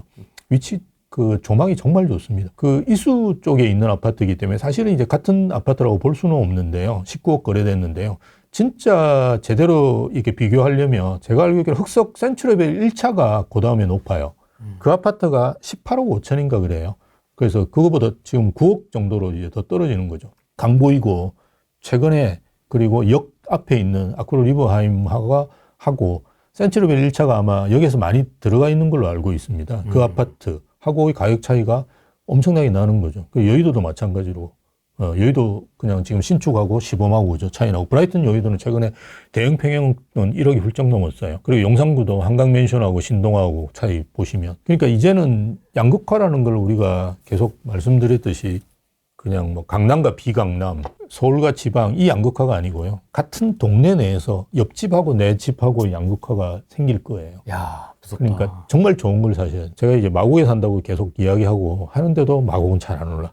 네, 근데 어쨌든 제가 마곡에 사는데요. 7단지만 올라요. 다른 단지 안 올라요. 그 1등인 거죠. 예, 1등만 올라요. 그래서 좋은 거 사셔야 된다는 거 계속 말씀드리는 게, 물론 오르긴 하겠죠, 그죠? 근데 아까 말씀드린 12억 되는지만 5억은 5억 5천 정도밖에 안 될 거라는 거죠. 그래서 계속 좋은 거 사셔야 된다고 말씀드립니다. 자기 이제 자산 범위 내에서 제가 그냥 좋은 거 사라 그랬더니만 또 어떤 분이 뭐 50억을 내가 어떻게 사냐고 자꾸 말씀을 하셔가지고, 자기 자산 범위 내에서는 제일 좋은 걸 사시는 게 좋다. 연끌 하는 거 아닙니까? 은행에서 절대 여러분한테 연끌로 빌려주지 않아요. 걱정 안 하셔도 돼. 은행에서 그 DSR 자체도 40%잖아요. 근데 40% 다 받기 힘들어요. 그러니까 여러분 소득의 40%를 대출금을 갚도록 만드는데요. 그렇게도 잘 안 해요. 그냥 35%나 30% 정도 수준. 아까 말씀드렸더니 그 적당한 수준에서 은행에서 빌려주지, 연끌로 해서 여러분 신용이 뭐가 있다고 여러분한테 연끌로 빌려줍니까? 은행에서. 연끌 걱정 전혀 안 하셔도 돼요. 예. 근데 이제 제가 보면 주변에 이제 좀 막 이상한 돈 막 빌려가지고, 예, 그러니까 이금융권이라든지 막 이런 좀 그런 거 하신 분들이 좀 계시더라고요. 근데 그런 것만 안 하시면 은행에서 빌리는 건 그냥 많이 빌려준다 그러면 많이 빌리셔가지고 하시는 게 좋다라고 말씀드리는 거예요. 돈이 부족한데 예. 1등을 살 수는 없고, 예. 그럼 2등이 좀 따라갈 수 있지 않을까요? 아, 2, 3등을 사는 건 어떨까요? 저는 좋다고 봅니다. 네. 그래서 최근에 입주하는 아파트 저는 많이 권해드려요. 네. 입주하는 아파트 많이 권해를 했는데요. 네. 어떤 분이 상담을 하는데 자기가 1억밖에 없대요. 그게 들어갈 거래요. 내보고 빌라라든지 이런 거 자기 오피스텔 살 수밖에 없지 않느냐. 그러면서 찾아온 거를 저한테 이제 보여줬어요. 제발 그런 거 사지 마라. 대신에 이제 광명 뉴타운, 뭐 이문혁 뉴타운도 제가 말씀 많이 했는데, 이문혁 뉴타운에는 조그만 아파트는 없어요. 그러니까 이게 초소형 아파트가 있거든요. 17평인데 방 하나 있어요. 네. 근데 방이 따로 하나 있어야 돼요. 예. 그냥 방이 없고 그냥 스튜디오형으로 돼 있는 거는 이게 오피스텔 스타일이기 때문에 별로 좋아하지 않거든요. 네. 그래서 방 하나 있는 아파트가 요 정도 있으니까 요런 아파트를 사시라. 그럼 요게 뭐 지금을 사면 이게 분양권 같은 경우는 4천만 원, 5천만 원만 내면 되잖아요. 나머지는 다 그죠? 중도금 대출을 했으니까 1억 정도 있으신 분이라 그러면 사회초년생이니까 신용도가 그렇게 높지 않아서 DSR 같은 경우도 많이 못 빌리실 거예요. 근데 중도금 대출은 DSR 적용이 안 되거든요. 그래서 그거 하신 다음에 나중에 들어갈 때 이제 뭐 그 생애 최초라든지 아니면 신생아 특례 같은 거죠. 이런 거 받으셔가지고 들어가시라. 그래서 그 광명은 이제 장점이 뭐냐 그러면 2027년까지도 입주하는 아파트가 있습니다. 여기 보시면 자이 힐스테이트 SK뷰 그죠? 이런 아파트는 27년 7월이거든요. 네. 그러면 뭐 그 사이에 뭐 대부분 보면 이제 집을 사시려고 하는 남자분들 같은 경우는 사시려고 하는 경우가 이제 결혼도 이제 앞두고 있고 그죠? 이런 분들이 많거든요. 그러면 그게 맞춰가지고 하시면 되는데요. 여기 이제 트레이스 광명은 아주 유명한 아파트입니다. 이제 네. 마이너스 P가 나와 있어가지고 그죠? 이런 아파트인데, 이런 아파트에 17평, 14평 뭐 이런 아파트들이 있거든요. 근데 이제 많은 데가 있어요. 트레이스 광명은 좀 너무 많아요. 한 14.4%니까 이 조그만 아파트가 너무 많이 있긴 해요. 그래서 그런 것도 좀 생각하시면서 저는 광명 센트럴 아이파크가 좀 좋은 것 같은데요. 세대수도 적어요. 2000세대, 190세대 정도니까 시소생이 있잖아요. 그죠? 예. 그래서 이런 아파트들을 사시라. 예, 1억 주고 산 다음에, 5천만 원 주고 산 다음에, 당신이 들어가가지고 대출을 일으키고, 뭐, 안 되면 뭐 이것저것 땡볕을 얻어가지고 우리 하시라. 이렇게 해가지고 제가 말씀을 드렸는데, 했는지 안 했는지 잘 모르겠어요. 또 뭐, 빌라 찾으러 다니시는 건 아닌가. 걱정이에요. 그거보다는 훨씬 낫습니다. 제가, 물론 이 아파트가 좋다는 건 아니고요. 20평형이 제일 좋겠죠. 그죠? 근데 그분이 가지시고 있는 자금력에 비하면 20평형은 사시긴 힘들거든요. 1억으로는. 1억으로 해가지고 대출 받아도 안 되고 전세 껴도 안 되고 그죠? 이게 거의 불가능한 상황이니까 그래서 그나마 이게 초소형 아파트들을 사셔가지고 본인이 들어가시고 대출을 그냥 받으시고 예 그렇게 하시면 좋죠. 생애 최초나 뭐 신생아 특례 이런 거 받으시면 요즘 또 청년 드림 대출이라고 청약 또 가능한 그죠 그런 것도 있거든요. 뭐 일정 소득이나 2.2% 네. 예, 이런 거 받으시면 정말 좋거든요. 지금 아마 여러분이 평생 이제 2%대 받는다는 건 거의 불가능하다고 생각하시는 게 좋고요. 예, 그런 것들은 얼마 안 빌려도 됩니다. 이거는 그죠. 1억이 있으시면 한 3, 4억만 그죠 하시면 되잖아요. 그래서 이런 거 하시면 이거는 좀 올라요. 그래도 예, 오르거든요. 그렇게 빌라보다 훨씬 낫죠. 훨씬 낫죠. 그래서 이걸 하신 다음에 여기 계속 사시라는 게 아니고요. 결혼해서 방 하나 있는데 살면 좀 불편하시죠. 그건 저도 알지만 아니 돈 없는데 좀 불편하게 사는 거죠. 저희도 처음에는 방 하나 있는데 살았어요. 그렇게 살다가 그 다음에 또 그죠 갈아타시고 또 갈아타시고 이렇게 하시면서 자산 축적하시는 거니까요. 빌라를 한번 이렇게 사시면 팔기도 힘들고 오르지도 안 하고 그러니까 너무 힘드시니까 그렇게 하지 말라 하시는 거죠. 예. 빌라에 한번 발을 들이면 이렇게 네. 업그레이드하기가 쉽지가 않습니다. 아주 힘들어요. 정말 쉽지 예. 않습니다. 그 다음에 이제 자금력이 조금 더 있으신 분들 같은 경우, 이를테면 광명뉴타운이 제일 좀 쌀 거고요. 그죠? 예. 그 다음에 이제 임원휴경 뉴타운. 여기가 한 20평대가 한 10억 아니면 30평대가 한 12억, 13억 정도 지금 매물로 있는 걸로 알고 있습니다. 그래 여전히 이제 제가 볼 때 전세 가격이 조금씩 유지되는 걸 보면 예. 상당히 괜찮은, 지금 시점 자체가 제가 볼 때는 정말 집을 사야 되는 시점이라고 느끼는 게 원체 입주 물량이 없다 보니까 올림픽파크 포레오는 지금 전세 가격이 올라가고 있어요. 오히려. 그리고 광명이나 임원휴경 뉴타운은 좀 하향 안정화되고 있긴 하지만 우리가 생각하는 정도로 떨어지고 이러지 않거든요. 광명은 앞으로 2만 세대가 입주합니다. 2만 세대가 입주하니까. 그런데 그런 식으로 그 살기에 괜찮은 지역인데 나는 그래도 강남에 좀 가까운 데 좀 있고 싶다 이러면 이게 천원 뉴타운 이런 데 괜찮습니다. 그래서 천원 뉴타운 같은 경우도 천호역이 강남역에서 되게 잠실 쪽에서 되게 가까워요. 그리고 천호동이 가지고 있는 장점은 옛날에 여기는 죄송하지만 이게 천호 텍사스라고 해가지고 좀 집장촌이 있었던 데입니다. 아시는 분은 아실 건데요. 아주 서울의 3대 집장촌 중에 하나입니다. 미아리 텍사스하고 뭐 천호 텍사스 뭐 어쩌고저쩌고. 거기인데요. 지금은 가보시면 정말 천지개벽을 하고 있습니다. 그래서 여기는 대부분 이제 상업 지역이에요. 그래서 조금 애 키우기 불편하다라고 생각하시는 분들도 계신데요. 또 뭐 그런 게 불편하시면 또 안 들어가셔도 되는 거고요. 그래서 여기 대장 아파트가 레미안 강동 팰리스인데요. 그건 이제 강동역에 있는 거고요. 네. 제가 말씀드린 건 천호역입니다. 5호선하고 8호선 있는 데인데요. 여기는 이제 레미안 강동 팰리스가 이제 대장 아파트인데 예전에 뭐 17억, 18억 가지고 갔는데요. 지금 많이 조정받았어요. 그리고 아직 회복을 못 하고 있어요. 대신에 이제 올해하고 내년 초에 이제 더샵 강동 센트럴 시티하고 이편한 세상 강동 프레스티지 1이 입주를 하고요. 네. 그 전에 최근에 이제 강동 밀레니엄 중앙 S클래스가 입주를 했어요. 근데 여기도 아마 대형 평형들은 잘 없어요. 그리고 뭐 3-2구역, 3-3구역 이런 천연타운들이 계속 되거든요. 네. 되는데 다 대형이 없어요. 규모가. 그래서 한강도 가깝기 때문에 여러분이 이렇게 20층 이렇게 넘어가면 한강 조망도 됩니다. 그리고 한강까지 걸어가는 것도 정말 얼마 안 돼요. 그래서 너무 최근에 뭐 좋은 게 또 한강을 끼고 있는 아파트가 좋거든요. 그래서 강동 밀레니엄 중앙 S클래스 여기가 아마 대장이 되지 않을까 나중에. 12억이네요? 예. 5구가 최근에 거래된 게 12억이고요. 84는 12억 5천인데 이게 아마 좀 오래된 걸 거예요. 그래서 84도 한 14억. 지금 레미안 강동 팰리스 정도 수준까지 가고 있어요. 그래서 5구는 지금 가시면 괜찮을 거예요. 아니면 이제 올해 이제 말 정도에 그죠? 더샵 강동 센트럴시티 입주할 때 여기도 이제 오피까지 치면 한 1000세대 되잖아요. 그러면 쓱 가보시는 거죠. 가보셔가지고. 그 매물 이제 싼 것들 이제 나와 있을 거라고요. 그런 거 이제 하나 잡으시면 훨씬 더 좋죠. 그래서 요게 이제 그나마 좀 괜찮은 지역이라고 볼 수 있고요. 나머지는 뭐 잘 아시는 잠실하고 이제 청담, 삼성.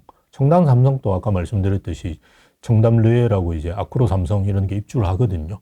근데 그 입주한 아파트는 너무 비싸요. 그래서 그런 거 사시지 말고 그 옆에 이제 재건축하고 있는 아파트나 청담역 주변에 아니면 이제 아까 말씀드렸던 아이파크 삼성 이런 아파트는 지금 평당 1억이 안 하거든요. 1억으로 이제 거래가 조금씩 나오기 시작하는데 제가 볼 때 2억까지는 안 가더라도 옆에 청담레일이 평당 2억을 하는데 1억에 가만히 있을까요? 소용도 있습니까? 소용은 없어요. 50평 이상이. 네, 50평 이상이. 근데 아니 좀 여유 있으신 분은 50억 주고 50평 사놓으면 60억, 70억은 되겠죠. 그죠? 네, 그러니까 그런 아파트들을 사시는 게 좋다. 그러니까 아예 그냥 입주하는 아파트를 고르시는 게 좋은데 강남은 이제 입주하는 아파트 너무 비싸니까 그 옆에 좀 괜찮은 단지 그리고 유명한데 그죠? 이런 데들을 좀 고르시면 그래도 같이 따라 올라가니까요. 그런 식으로 선택하시면 좋지 않을까 싶은 거죠. 그러니까 젊은 분들이 그러니까 좀 답답한 게 잘 모르시는 분들이 많거든요. 그래서 좀 공부도 좀 하시고 이러면 좋은데 막 빌라나 오피스텔 자기 가보니까 너무 좋더라. 그 아파트인데 빌라 같은 아파트가 있어요. 우리가 내부를 딱 보면 빌라인지 오피스텔인지 압니다. 그러니까 집장사가 지은 그러니까 10층짜리인데 자기가 보니까 이건 그 아파트 아니냐? 아파트예요. 아파트는 맞는데 내부를 보면 이게 집장사가 지었구나 이렇게 딱 표가 나거든요. 도생급. 예, 맞습니다. 도생급인데 이게 규모가 커요. 그런데 막 30평씩 이렇게 되는 거예요. 근데 5억, 뭐 4억 이렇게 하거든요. 서울에서. 혹하지? 예, 뭐 혹하죠. 그러니까 그거 살 거라고 그래서 이거 사지 말라고 막 이렇게 말리면서 하는데 이런 대형 단지 안에 작은 평형이 중요합니다. 그죠? 그러니까 대규모 단지 안에 조그만 게 있으면 그 여기 커뮤니티도 구성이 되잖아요. 그거 다 쓸 수 있거든요. 주차도 내가 다 가능하고 그죠? 그러니까 이런 데 해야지. 오피스텔이나 빌라는 주차도 잘 힘들어요. 0.5대 뭐 이렇게 해가지고 막 밖에다 대야 되고 이렇거든요. 맞습니다. 밤에 늦게 오면 꽉꽉 차 있고 그죠? 막 돌고 뭐 예, 이렇게 하셔야 되니까 그렇지 않은 아파트를 사서 편안하게 계시다가 나중에 팔 때 되면 어느 정도 올라지실 거예요. 뭐 광명은 그래도 한 15억까지 갔으니까요. 그러니까 이것도 뭐 한 7, 8억은 되지 않겠습니까? 나중에 그죠? 그러면 그때 파셔가지고 또 갈아타시고 이런 식으로 계속 하시는 거예요. 처음부터 강남 자꾸 쳐다보지 마시고 네. 저는 그 기자분들도 강남 쓰시고 이러는 건 정말 그렇긴 한데 그러니까 눈에 너무 확 들어오니까요. 그러니까 잠실 뭐 앉은 자리에서 2억 올렸다. 낚아야 되니까 그렇게 하시는 건 맞는데 우리는 이제 그냥 그러려니 생각하시면 돼요. 자꾸 남하고 비교할 필요 없고 내 수준에 맞게 그죠? 이렇게 하시는 게 맞는데 너무 자꾸 그러니까 왜 어떤 분은 이제 그 전화로 상담하는데 뭐 강남 자꾸 이야기하더라고요. 그래서 그 자금력 그 지금 현재 보유된 자금이라든지 이런 게 어떻게 되시냐 이러니까 뭐 자금 별로 없는데요. 이렇게 이야기하시면서 그래서 제가 그럼 다르게 좀 생각하셔야 되는 거 아니냐니까 왜 저는 강남 살면 안 됩니까? 근데 강남 살면 안 됩니다. 그죠? 강남 살면 안 됩니다. 자금이 없으면 강남 사시면 안 되고 조금 처음에 시작할 때를 잘 정하셔가지고 그죠? 조금씩 이렇게 우상향을 하셔야지. 저희들도 다 일기 신도시 살다가 이렇게 나중에 뭐 서울로 들어온 사람들이잖아요. 그래서 대부분 그래요. 처음부터 강남에 산 사람이 어디 있습니까? 교수님 어디에서 시작하셨습니까? 저는 뭐 일산이나 일산도 살았고요. 저는 주로 이제 학교 근처인 마포하고 이제 이런 쪽에 살긴 했는데요. 일산에도 살았고 여의도도 살았고 제가 17번 이사를 했어요. 서울에서. 진짜요? 네. 그때 제가 처음 할 때는 제일 처음 임대차 할 때는 6개월인가 그랬고요. 임대차 기간이. 그 다음에 1년으로 늘었어요. 그래서 너무 좋아했는데 1년마다 나가라는 거예요. 집주인이. 2년 되고 너무 행복했었어요. 그런데 제가 지금 생각해 보니까 4년으로 임대차 계약갱신 청구권을 만들어준 거는 젊은 분들한테 좋은 건 아니에요. 4년 되면 벼락거지 되기 아주 좋아요. 그러니까 자꾸 불편해야지 우리가 집을 사게 되거든요. 1년마다 나가라 그러면 집 사야 되거든요. 귀찮아서. 그렇잖아요. 1년마다 어떻게 이사 다녀요. 옛날에는 포장이사 이런 것도 잘 없었어요. 그러니까 되게 불편했어요. 내가 일단 짐을 다 싸야 돼요. 그 다음에 일하시는 분이 그냥 날라주는 역할을 했지. 지금까지 포장이사 생긴 게 아마 90년대 후반이나 정도 됐을 거예요. 제가 너무 나이 들어 보이는데. 직접 그냥 용달 불러서. 용단 불러서 그 짐을 도와주시는, 아니요. 인부. 그러니까 큰 트럭으로 해서, 짐이 많으면 이제 큰 트럭으로 해서 하는데, 저희가 짐을 다 쌌어야 됐었어요. 처음 이사할 때. 포장이사가 나온 거는 사실 한 20년 정도밖에 안 될 거예요.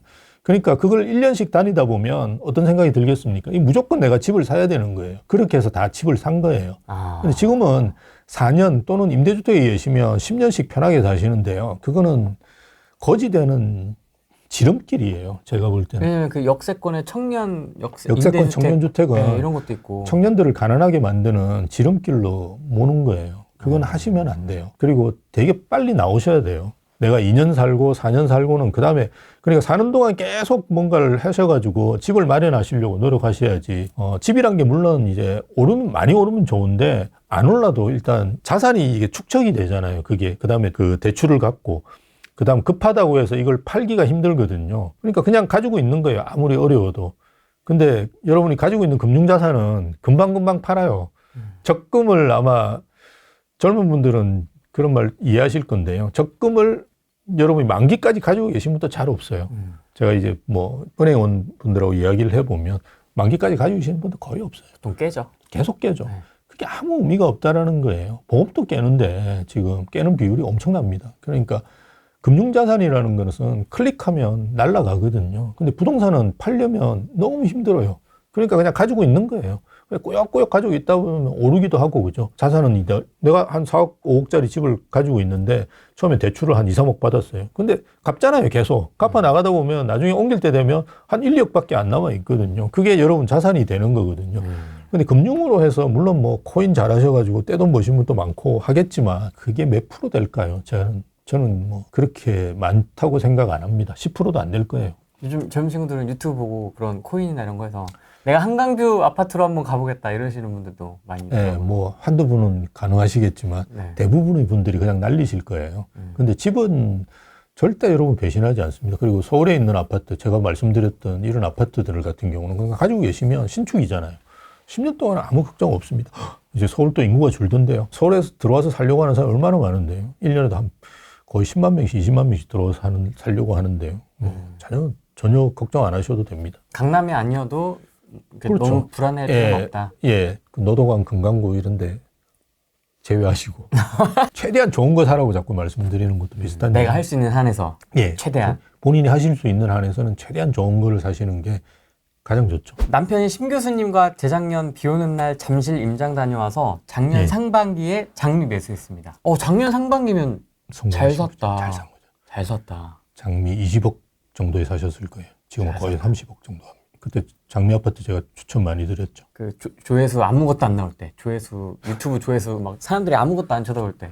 제가 임장 프로그램을 지금은 제가 너무 바빠가지고 회사 일도 같이 하니까 사실은 하기 힘들어요. 왜냐하면 임장 프로그램은 저도 이제 잠실에 대해서 잘 알긴 하지만 일단 가봐야 되잖아요. 동선도 만들고 이렇게 해야 되다 보니까 한 두세 번을 가봐야 되니까 한두 번을 가봐야 되니까 이게 되게 힘들어요. 그래서 지금 못하고 있는데 좀 안타깝습니다. 그래서 같이 모시고 다니면서 좀 보여드리고 이러면 많이 달라지세요. 그러니까 통화해서 설명만 드리는 걸로는 잘 모르시거든요. 그래서 얼마만큼 대단지고 한강화가 어떻게 가깝고 바로 옆에 잠실역이 있다든지 이런 걸 좀 아셔야 되는데 그거는 몸으로 체험하셔야 돼요. 그래서 임장 많이 가셔야 돼요. 정말 임장 엄청나게 많이 다니셔야 돼요. 저도 한 3번인가 한번 같이, 예, 맞습니다. 호랭이님 가봤지 않습니까? 오셨죠. 한 3, 4년 됐나요? 예, 아무튼 예. 그렇게 됐는데 맞습니다. 되게 재밌더라고요. 왜냐면 그럼요. 그때 그런 앱이 있는 것도 저는 몰랐거든요. 이렇게 이어폰 끼고 이렇게 들을 수 있는 무전기 앱인가? 우리 이상민 대표가 또 하셨던 되게 재밌더라고요. 맞습니다. 그래서 가만히 그냥 이어폰 끼고 교수님이 하는 게 다 들리잖아요. 네, 이어폰으로. 네. 그냥 이렇게 가만히 그냥 걸어가기만 하면 다 들리는 거예요, 설명이. 되게 재밌더라고요. 네. 신길하고 맞습니다. 잠실 쪽하고. 신길. 네. 그때. 신길도 했죠. 그래가지고 스타벅스에서 저기 커피 마셨던 거. 제가 그거 하면 3만 원 받아가지고 밥도 사드렸어요. 아, 그렇습니까? 네. 3만 원 받아가지고 밥도 사드리고 중간중간 커피도 사드리고. 그냥 저희는 뭐 제가 회사에서 월급 받고 있고, 그죠? 제가 뭐 그런 걸 해서 돈을 버는 분은 뭐 7만 원, 10만 원씩 받아야 되죠. 근데 그거는 저도 이해는 하는데 저희는 이제 그게 아니니까요. 3만 원 받아가지고 밥도 사드리고 아마 요 임장 가셨을 때 중국집 가셔가지고 제가 탕수육도 사드리고 요리하고 그다음에 식사하시고 이래가지고 거의 3만 원 다 쓰셨을 거예요. 예, 그래서 그렇게 하죠 대부분. 그 대신에 이제 우대방에서 거래만 해주시면 좋으니까 또 그렇게 강요하지도 않죠. 대신에 이제 집을 사시고 옮기시고 이러는 거를 좀 적극적으로 하시라고 이렇게 보여드리고 했던 거죠. 임장 프로그램 아주 좋습니다. 혹시 저 말고도 다른 임장 프로그램들 많이 있거든요. 그런 거는 꼭 정말 따라가 보시고 설명도 잘 듣고 갔는데 막 이거 사라 저거 사라 이러는 거는 하지 마시고 본인이 판단하시면 돼요. 가보면 대충 아세요. 사회생활 오래 하시고 이 정도 되시면 이 아파트가 좋은 아파트구나. 지금 상황에서 이걸로 넘어가셔야 되는구나. 이런 것들을 다 아실 수 있거든요. 하여튼 성공하셔가지고 지금 한 10억 버셨는데 앞으로 더 버실 거예요. 지금 계속 오릅니다. 장미.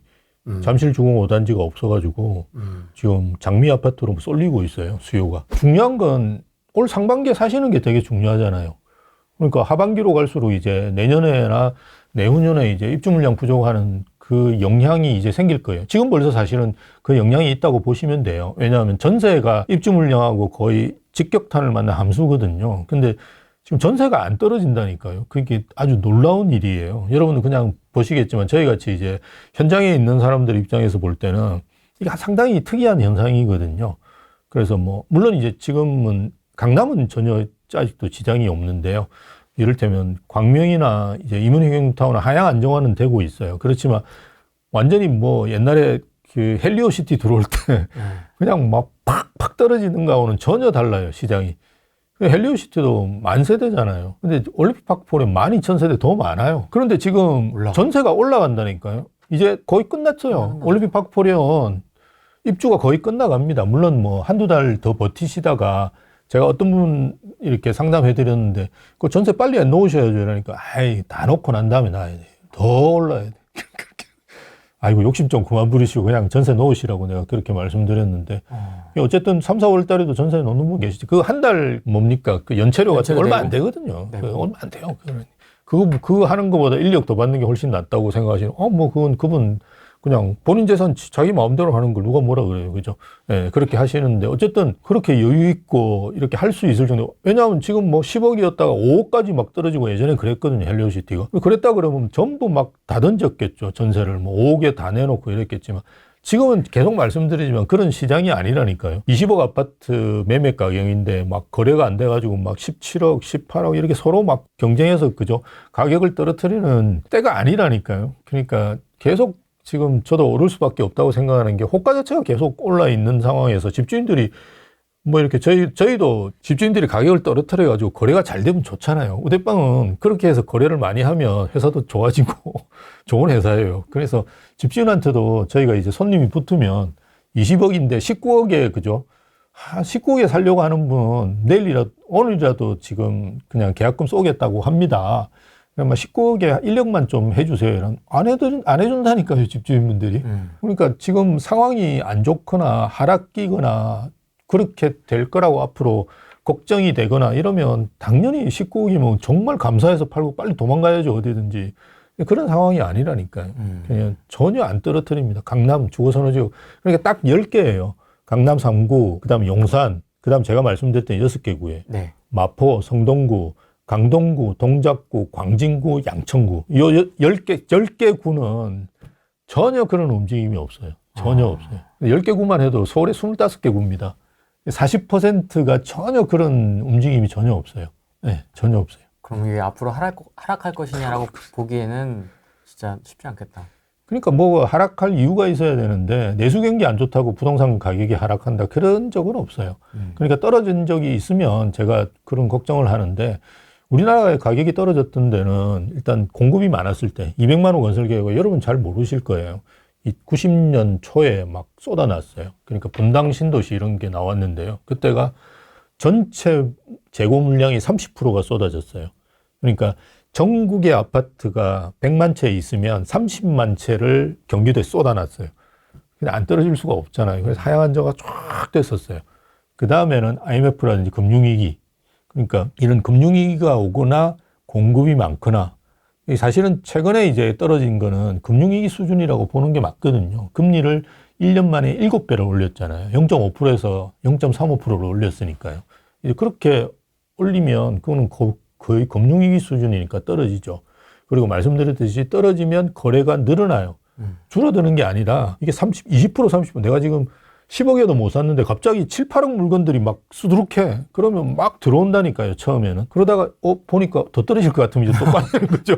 근데 일단은 확 들어와요. 그래서 IMF 터지고 난 다음에 거래가 많이 늘어났고요. 금융위기가 있고 난 다음에도 거래가 많이 늘어났어요. 그건 통계로 정확하게 나와요. 그래서 이렇게 거래가 없기 때문에 폭락한다 이야기하는 거는 전혀 분석적이지도 않고 통계를 본 사람이 아니에요. 가끔씩 이제, 지금은 이제 안 만나는데요. 전화해가지고 누구 나오냐 이러면 한모씨 나온다 그러면 제가 잘 안 나가는데 어저께도 또 해필 또 그 유튜브 돌아가가지고 또 나왔어요. 나왔는데 우리나라의 44%가 그 투자자래요. 투기래요. 그래서 전세를 놓고 있대요. 네. 그래서 내가 저거 무슨 통계를 가지고 저렇게 이야기하는지 궁금해서 유출을 해봤는데 그게 이제 자가 점유율이라는 게 있거든요. 우리나라는 특이하게 자가 보유율이 있고 자가 점유율이 있어요. 자가 점유율이란 건 뭐냐 그러면 내 집에 내가 사는 사람, 이게 우리나라에 57.4%인가 그래요. 이게 50%부터 많이 올라왔어요. 자, 자가 점유율이 57.4%인데, 이걸 보고 옛날에 55%였으니까 한 44%는 내 집이 있는데도 전세로 산다. 이렇게 생각하는 거죠. 그 통계를 그렇게 해석하는 거는 너무 황당한 게 그거는 나머지 40%는 뭐냐 그러면 임차인이에요. 임차인. 그러니까 이게 점유의 형태가 뭐냐. 내 집에 내가 사서 사느냐 아니면 임차로 사느냐 이 통계거든요. 그럼 우리가 뭘 봐야 되느냐 그러면 자가 보유율이라는 게 있거든요. 내가 집을 가지고 있는 사람 통계. 그건 한 60점 몇 프로 돼요. 우리나라에. 네, 그러니까 한 그 3, 4% 차이가 내 집인데 전세를 주고 있는 사람이에요. 정확하게. 그럼 나머지도 많지 않느냐. 그건 다주택자 물량도 있거든요. 그렇잖아요. 내가 두세 채를 가지고 있는 사람도 있으니까 그거는 이제 사실 우리가 논외로 해야 되고 1주택자만 가지고 우리가 해석을 한다 그러면 많을 때는 제가 알고 있기로 자가 보유율과 자가 점유율이 한 7%인가 벌어진 적이 있고요. 줄었을 때가 지금까지 한 3% 정도 돼요. 이게 벌어졌다 줄어들었다 하긴 해요. 예, 근데 어쨌든 44%가 집이 있는데도 전세 살고 있다라고 이야기하면서 막 이야기하는데 옆에 저도 가끔 만나는데 곤혹스러워가 대답을 못 하더라고요. 그래서 제가 너무 답답해가지고 아우 저 참 이렇게 생각을 했는데 어쨌든 예. 그래서 좀 그런 말씀은 듣지 마시고 사실은 지금 저희가 아무리 이렇게 이야기해봐도 그죠 의미가 없어요. 본인이 나가 보셔야 돼요. 그러니까 주식은 여러분이 보는 게 끝이에요. 그렇잖아. 내가 이렇게 여러분 PC 앞에서 보는 게 주식은 끝이에요. 호가 그 이상 차트. 호가하고 차익하고 지금 얼마 거래됐고 뭐 몇십일 52주 뭐 이동평균선 뭐 어쩌고 이런 쌍봉이 어떤 시대로 뭐 그것만 보시면 될 수도 있을 거예요. 그리고 어차피 여러분이 회사를 간다고 해서 뭘 볼 수 있는 게 없잖아요. 네. 임장이라는 개념이 없고 회사의 재무제표라든지 이런 걸 보시는 게 맞는 건데 부동산은 무조건 현장에 나가셔야 돼요. 왜 그러냐 그러면 이게 여러분이 보는 통계는 두세 달 전 통계예요. 아무리 빨라도 한 달 전 통계를 여러분이 보시는 거거든요. 지금 우리가 거래가 막 이렇게 가격이 확 오르잖아요. 송파구가 0.36% 올랐다. 이것도 한 달 전 통계예요. 그러니까 지금 통계는 뭐냐 그러면 또 달라져 있는 거예요. 0.5%일 수도 있는 거예요. 왜? 우리가 거래를 한다든지 이런 부동산을 하려면 지금부터 집 사자 이러면 나가서 바로 사는 게 아니란 말이에요. 이게 우유를 사는 거라든지 심지어는 우리가 차를 살 때도 제가 차 살 때 저는 렌트로 하는 거지만 일단 기종은 골라야 되니까 네. 한 3개월은 고른 것 같아. 친구한테 물어보고 그렇잖아요. 뭐가 좋냐? 왜 뭐가 좋냐? 승차감이 어떠냐? 맞습니다. 승차감이 어떠냐? 또 괜히 가가지고 앉아보고 그죠?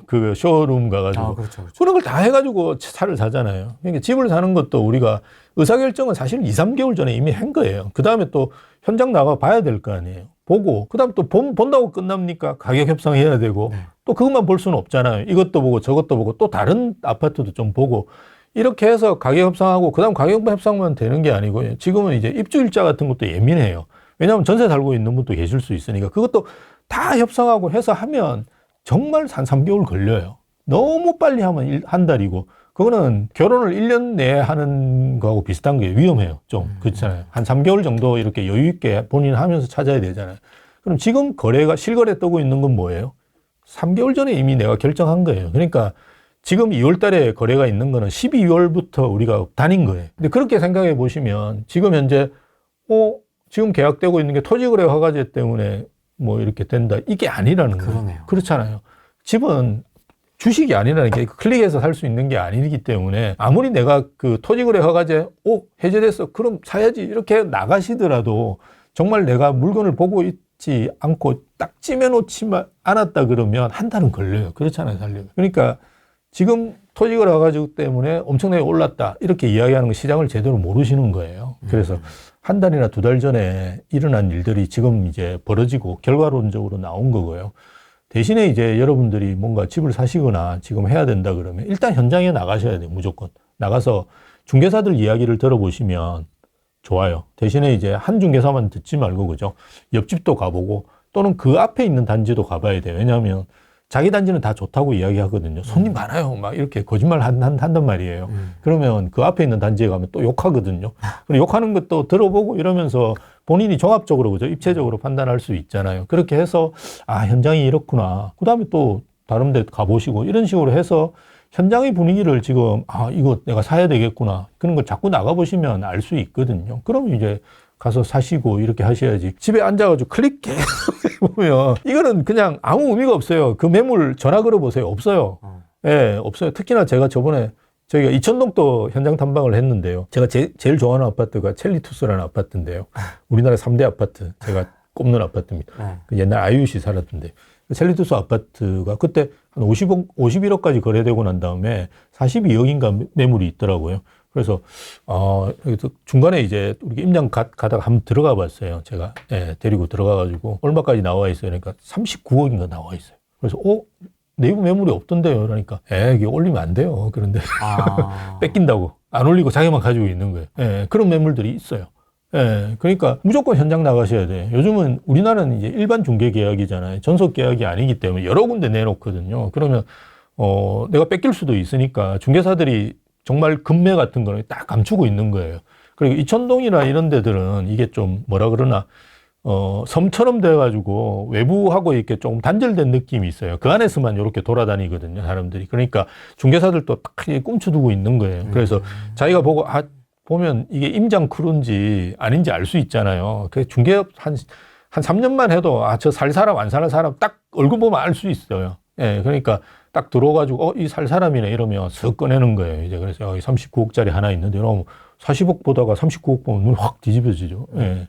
그러니까 그런 현장을 무조건 나가셔야 돼요. 그래서 매물 상황이라든지 지금 가서 물어볼 게 손님들이 많은지 어느 부류가 많이 오시는지 갈아타기 하러 오시는지 그죠 무주택자가 지금 오시는지 이런 거 중개사하고 물어보고 갈 때도 그냥 가시지 말고 아이스 아메리카노를 하나 가지고 가셔가지고 그러니까 저는 예전에 상품권도 막 주고 그랬어요. 예, 그래서 예, 상품권도 아니 계약하고 이러면 그러니까 뭐 이렇게 중개 보수도 드리지만 상품권도 드리고 이러면 다음에 전화가 와가지고 금매 있는데 사장님 사실 생각 없으세요? 이렇게 지금 너무 많아서 못 사겠습니다. 이렇게 그러니까 그런 왜냐하면 중개사들 외에는 알 수 있는 방법이 없어요. 그래서 중개사 중에 이제 돈 많이 버는 분들이 금매 같은 거 자기가 잡아가 투자하는 분들. 맞습니다. 이런 분들 아니고는 중개사 돈 벌기 힘들어요. 중개 보수만 해가지고 개인 중개사가 돈 번다는 거 거의 불가능해요. 우리나라 외국에는 3% 5% 이렇게 되는데 0.5% 겨우 주거든요. 그거 가지고 할 수가 없어요. 그리고 경기가 좋을 때는 그나마 괜찮은데 안 좋을 때는 완전 거래가 없잖아요. 그러니까 중개사들도 자기가 투자하는데 중개사 하기 되게 좋은 게 금매가 탁탁 나오잖아요. 자기가 제일 먼저. 자기가 제일 먼저. 딱 보면 이거 이 가격에 이러면 모르고 내놓는 분도 많아요. 그거 그냥 자기가 사는 거예요. 아니면 지인 통해서 이렇게 그냥 사가지고 뭐 이렇게 하는 거예요. 집사람 보고 사라 그러고. 그렇게 해가지고 사가지고 지금 토지거래하고요. 그 조정대상 지역 아닌 데는 1, 2년 있다가 팔면 되잖아요. 그러면 뭐 세금 내봤자 한 1억 벌고 그죠? 세금 좀 내놓고 이렇게 하는 거죠. 저도 세금 제일 많이 낸 게 1억 5천인가 냈어요. 50% 낸 적도 있어요. 세금. 그래도 1억 5천 남는데 1억 5천 남는데 뭐 어때? 그러니까 세금도 내고 이렇게 하는 거죠. 예. 그렇게 하시면 됩니다. 현장 나가셔야 돼요. 무조건. 계속 말씀드리지만 제가 학교에 오래 있었는데 자꾸 현장 이야기하고 이래서 죄송하긴 한데 네. 부동산은 응용 학문이고 실용 학문이기 때문에 무조건 현장 나가셔야 돼요. 현장 나가셔가지고 보고 확인하고 듣고 제일 잘하는 게 이제 중개사들이거든요. 예. 저는 다행히 이제 그 중개사들은 많은 회사에 있기 때문에 물어보면 되니까 아까 말씀드린 아쿠르 원베일리가 뭐 68억에 거래됐다는 도 야 이거 한번 확인해 보세요. 이러면 지점장이 전화해가지고 확인하고 이렇게 우리가 거래 안 했으면 확인해야지 어떻게 그런 거 알 수 있어서 그나마 다행인데 어쨌든 무조건 현장에 나가셔야 됩니다. 유튜브만 보고 뭐 조회수 많이 나오는 거 보고 채널에 조회수 많이 나오는 거는 막 이런 거 보고 맨날 현혹되지 마시고 맨날 떨어진다고 하는 사람들 조회수가 많이 나와요. 그거는 무주택자들이 그걸 안 보면 잠을 못 잡니다. IMF급 위기가 온다는데요. 경제 위기가 온다고. IMF 겪어보지도 못한 사람들이 정말 짜증나. 제가 건설산업연구원 들어간 게 95년이거든요. 30년 됐어요. 부동산 쪽에 있은 게. 그리고 부동산 124, 뭐 지금 우대빵도 뭐 벤처만 제가 한 10년 있었고요. 학교에 한 15년 있었고 아시다시피. 저희 후레이님하고는 되게 오래됐어요. 네. 제가 학교에 있을 때 그죠. 책 써가지고. 그때 뭐 저는 맨날 교과서만 쓰다가 이제 모처럼 책을 써가지고 예. 그래서 뭐 여러 군데 또 불려다니고 이랬었는데요. 네. 교수가 그런 책 쓰는 사람이 잘 없으니까요. 그때부터 이제 임장도 다니고 현장 보러 다니고 막 이런 걸 했으니까요. 그래서 뭐 호랭이님 만나가지고 이렇게 거의 10년 됐는데요. 학교도 오래 있었고 건설산업연구원이라는 데 다 5년 있었고 대부분 제가 커리어들이 물론 이제 연구 쪽이지만 이게 다행스러운 거는 이제 연구소, 대학 이런 데 시간이 많이 남거든요. 교수는 일주일에 하루만 일하면 되고요. 나머지 시간은 다 비어요, 사실은. 왜냐하면 수업이 한 9시간, 10시간밖에 없으니까 남은 시간 다 비거든요. 뭐 제가 부산에서 근무하고 부산에 집이 있었지만 계속 서울로 올라오고 경기도 가고 올라오는 거예요. 그냥 KTX 타고 올라오고 막 차 가지고 돌아다니고 막 그렇게 하면서 막 보러 다녔죠. 그렇게 해서 현장 많이 아는 게 지금은 많이 도움이 되고 있는 거는 것 같아요. 한남 뉴타운 성수 정비구역은 어떻게 좀 보십니까? 좋죠. 우리나라에서 뭐 제일 좋은 지역 중에 하나죠. 많이 들어갑니다, 돈이. 그렇죠. 돈이 많이 들어가실걸요. 한 20억 들어가셔야 될 건데. 예, 좋습니다. 그래서 본인이 자금이 있으시면 최근에 이제 너무 빨리 오르니까 강남 사시려고 대기했던 분들이 상당히 이제 곤혹스러운 상황이거든요. 그래서 제 지인분 중에 한 분도 이거 내가 실기했다. 작년에 사야 되는데 실기한 것 같다. 이러면서 지금 되게 고민 많이 하세요. 근데 제가 이제 그분한테 추천드렸던 거는 지금 이제 재건축 진행 중인 아파트에 살고 계세요. 조합 설립 인가가 나왔고요. 사업 시행 인가를 받으려고 하는 데인데요. 자기가 여기 정말 오래됐거든요. 그래서 자기가 여기 산 게 너무 아깝다. 그렇게 말씀을 하셔가지고, 네. 그러면 대형 평형으로 가라. 그냥 갈아타기를 같은 데서 하는데 대형 평형으로 가라. 왜냐하면 재건축하는 아파트들 낡은 경우는 30평, 40평, 50평이 크게 차이가 안 나요. 왜냐하면 이 구축이기 때문에 30평대가 30억 하면 50평대는 40억 안 하는 경우도 있어요. 예, 재건축하고 있는데도. 예, 근데 최근에 이제 강남의 추세는 대형 평형이거든요. 그래서 그게 좋고요. 그 다음에 안 되면 1+1을 받으실 수 있거든요. 그러니까 50평은 아마 20평, 30평 받기는 힘들 거예요. 근데 20평 2개는 받으실 수 있거든요. 뭐 그렇게 하셔가지고 증여라든지 나중에 그런 좀 플랜을 세우셔도 되고요. 아니면 그냥 50평대 가지고 계셔도 되고요. 그러면 내가 뭐 40억에 산다고 하더라도 그죠? 나중에 신축이 되면 그거는 50억은 되거든요. 그러니까 가만히 있어도 오르는, 그냥 우리가 안전마진이라고 보통 이야기를 하는데요. 그러니까 내가 집을 살 때는 안전마진이 분명히 있는 게 좋습니다. 옆에 아까 말씀드렸듯이 잠실 그 청담 르엘이 지금 50평이 100억에 거래가 될 가능성이 있잖아요. 그 100억이 되면 아이파크 삼성 50평이 50억 하는 거는 안전마진이 있는 거예요. 분명히 이거는. 그죠? 10억, 20억은 충분히 안전마진이 있다고 본인들이 생각할 수 있거든요. 그런 안전마진이 확실한 데를 들어가시는 게 좋은데요. 재건축 지금 대형 평형 같은 경우는 안전마진이 있어요. 그래서 아니면 뭐 내가 50평 해가지고 30평으로 넘어가시면서 아예 돈을 더 받을 수도 있고요. 그런 식으로 제가 볼 때 한 10억은 안전마진이 있거든요. 왜냐하면 그 주변에 그 강남역 쪽으로 쭉 내려가다 보면 소초 그랑자이라든지 이런 독수리 오형제라고 그러는데요. 새 아파트 그죠? 예, 5개가 이렇게 돼 있어요. 그래서 하나 또 입주하는 게 있습니다. 무지개인가 그 입주하는 게 있는데요. 그게 지금 평당 한 1억 하거든요. 근데 뭐 지금 아직 그 신축 입주도 안 했는 아파트인데 재건축이 나중에 50평이 입주하면 그 50억은 당연히 되죠. 근데 아주 기본적으로 그러면 10억 마진은 생기잖아요. 안전마진이. 그래서 그럼 너 30평에 좁은 데서 몸테크하는 거 힘들잖아요. 그러니까 30평에 있다가 그냥 50평으로 아예 옮겨라. 예, 뭐 부대 비용 같은 것들이 한 1억 정도는 들겠지만 그래도 예, 옮겨가지고 하는 게 좋지 않겠느냐. 뭐 같은 아파트로 옮기는 것도 괜찮다. 이렇게 권해줬거든요. 그래서 그것도 저는 괜찮다고 봐요. 예, 그래서 오히려 이제 그런 식으로 가는 거. 그 다음에 이제 아까도 말씀드렸듯이 지금은 이제 대형 아파트 위주로 오르니까 그런 대형 같은 거 좋고요.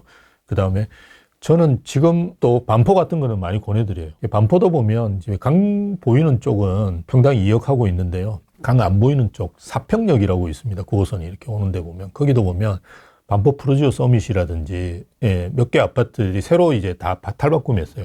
이 아파트는 지금 평당 1억 하거든요. 계속 평당 1억은 안 할 것 같아요.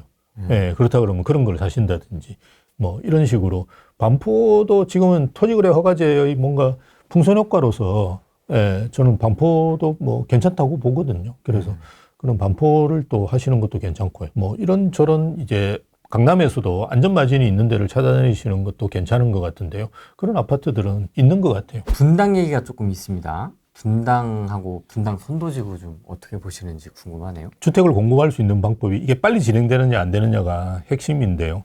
자체 사업성이 좋으면 이게 빨리 진행되실 거고요. 자체 사업성이 안 좋은 데는 이제 진행되더라도 정부에서 아무리 밀어주고 이러더라도 중간에 이제 분란이 생기거든요. 비대위도 생기고 뭐 왜 내 허락도 없이 뭐 그걸 공공기여를 그렇게나 했냐 이런 이야기도 나올 거라고 저는 보거든요. 그래서 안전마진이 그 속도가 빨리 갈 수 있는 사업성이 있느냐 없느냐는 세대당 대지지분 같은 걸 보시면 되는데요. 세대당 대지지분이 20평 가까운 데는 아마 잘 갈 거예요. 사업성이 있기 때문에. 잘 갈 거고요. 아닌 데들은 삐걱거리는 데도 분명히 있을 거예요. 삐걱거리는 데이 있다고 보고요. 그거는 이제 정부에서 계속 드라이브를 거는데도 자체적으로 그게 안 되면 이걸 할 수가 없거든요. 그리고 어떤 분들은 이제 민주당이 집권하면 일기 신도시 재건축 멈출 거다라고 이야기하는 분들이 계신데 그렇지는 않을 거예요. 왜냐하면 이거는 정부에서 하는 게 아니거든요. 최근에 이제 일기 신도시 선도지구 같은 경우도 국토부에서는 뭐만 했습니까? 얼개만 짜고 나머지 그냥 분당 성남시 그죠? 안양시 이런 데서 그냥 다 해가지고 선정하고 이렇게 컨트롤 한 거거든요. 그래서 그런 걸 생각해 본다 그러면 지자체에서 하는 건데 안양시 이러면 안양의 평촌 신도시가 대부분인데 거기 주민들의 반하는 의사결정을 국회의원이나 시도지사가 할 수 있느냐 하면 그게 힘들 거예요. 뭐 민주당이든 국민이든. 그러니까 민주당이든 국민은 그리고 대부분 거기에 있는 국회의원들이 다 동의해서 노도시 특별법도 통과한 거거든요. 그래서 그거는 저는 문제는 없는데 민주당 정권이 들었으면 저는 공공기여를 좀 더 떼갈 수는 있다고 봐요. 그러니까 이게 뭐, 야, 5% 더 내나? 이렇게 할 수 있잖아요. 사업성이. 그러니까 제가 아까 말씀드렸듯이 사업성이 떨어지는 데는, 사업성이 아슬아슬한 데 같은 경우는 정부에서 이제 공공기여 같은 경우를, 야, 이거 좀, 이전 정부에서는 그렇지만 이거 좀 더 내놔야 되는 거 아니냐라고 이야기할 가능성은 있다고 봐요. 왜냐하면 원래 그런 집단이니까. 그럴 가능성이 있다고 봐요. 그 대신에 이제 멈추거나 이렇게 하기는 되게 힘들 거예요. 근데 공공기여 부분은 민주당에서도 뭐 많이 떼내려고 하겠죠. 그래서 뭐 도서관도 짓고 또 뭐 옆에 땅이 있으면 역세권 정년주택도 짓고 뭐, 예, 뭐 데이케어 센터 짓고 뭐, 그건 오세훈 시장이 좋아하는 거긴 한데 뭐 그럴 가능성은 있거든요. 그렇다 그러면, 이게 사업성이 팍 떨어져 버리잖아요. 그럼 또 내부에서 뭐, 네가 했니, 내가 했네, 뭐 이래가지고 그때 공공기여를 1%만 했더라면 지금 되는데 뭐, 온갖 또 나올 거예요. 그러면 이제 문제가 생기거든요. 그래서 나는 공공기여는 좀 더 받아갈 가능성이 있다라고 봐요. 그렇다 그러면 사업성이 지금 제대로 확보가 안 된 데 같은 경우는 문제가 생기겠죠. 강남 소형 역삼 아이파크 어떻습니까? 역삼 아이파크요? 네. 네. 아니요, 뭐 괜찮습니다. 아까 말씀드렸듯이. 약간 점점점이 있는 것 같은데. 예, 근데 강남에는 아무래도 아까 계속 말씀드렸듯이 대형 아파트나 그죠? 이런 게 아무래도 강세니까요. 예. 근데 뭐 소형 아파트 수요도 있으니까요. 자금에 맞게 그냥 소형 아파트도 괜찮죠. 예, 괜찮은 것 같아요. 근데 아마 역삼 아이파크가 좀 세대수가 적을 걸로 알고 있는데 저희 그 사무실 맞은편 쪽이거든요. 네. 예. 그래서 세대수가 적기 때문에 그게 좀 걸리긴 하거든요. 아까 제가 말씀드렸던 광명의 이제 뉴타운 세대수가 거기는 다 대충 2,000에서 3,000 세대잖아요. 이런 게 요즘 세대수 큰 게 또 그 트렌드니까요. 그게 좀 아쉽긴 한데 뭐 본인 자금에 맞게 움직이신다고 그러면 강남 초소형도 괜찮죠. 지금 사도 될까요, 교수님? 예, 지금은 무조건 사셔야 됩니다. 특히나 집이 없으신 분, 무주택자분들은 무조건 사시고요. 네. 2030 세대분한테 제가 말씀드릴 수 있는 거는 옆에 집을 산 친구하고 어울리세요. 그러니까 집 없는 무주택자분들 만나가지고 맨날 세상 욕하고 뭐 이런 분들하고는 사귀지 마시고요. 그러니까 옆에 좋은 분들이 계셔야지 여러분들이 발전하십니다. 저도 되게 친구들이 좋았던 것 같아요. 그래서 지금까지도 이렇게 뭐 계속 제가 나이가 많은데도 아직도 이렇게 벤처하고 있고, 그죠? 주변에도 제가 모르는 네트워크가 거의 없거든요. 그래서 거의 마지막 남아있는 부동산 1세대인데요. 화석입니다. 거의 화석. 근데 아직도 이렇게 활동하는 거 보면 제 주변에서 저한테 굉장히 조언을 해줬던 좋은 분들이 많으셨던 것 같아요. 그래서 항상 제가 말씀드리는 게 그러니까 좀 좋은 친구 옆에 있어라 그러는데 지금 아마 여러분들이 저희가 부동산적인 측면에서 말한다 그러면 지금 집 있는 친구들, 그죠? 그런 친구들 옆에 있으시면 굉장히 좋아요. 그리고 결혼 빨리 한 친구들, 뭐 이런 친구들하고 같이 이야기를 해보시면 욕도 할 거예요. 넌 결혼하지 마라. 이러는 건들은 좋아서 그러는 거지. 진짜 싫어서 그러는 건 아니고요. 왜냐하면 결혼이라든지 집을 산다는 건 책임을 지는 거거든요. 인생에 있어가지고. 그런 식으로 자꾸 사시는 것이 본인이 이제 성장할 수 있는 계기가 되는 거지. 그냥 맨 앉아가지고 집 사면 뭐하노, 뭐, 해갖고 뭐, 그냥 벤츠나 타라 해서 이런 사람들하고 어울리면 여러분 인생이, 왜냐면 저는 이제 뭐 한 90살 살고 이제 가겠죠. 그럼 뭐 한 30년밖에 안 남았어요. 근데 여러분은 아마 그 120살까지 사셔야 될 거예요. 기업에서 더 빨리 나가라 그러잖아요. 50대면 나가라 그러잖아요. 그럼 70년을 여러분이 사셔야 되는데 뭘로 사실 거예요? 국민연금 다 고갈되는데 뭘로 사실 거예요? 심각한 거예요. 제가 말씀드렸듯이 강남에 그냥 집 한 채 사셔가지고, 그죠? 아파트 좋은 거 가지시고, 뭐 나중에는 한 5, 600 되겠죠. 그렇게 받으시지 않는 한 이제 진짜 힘든 세상이 오는 거예요.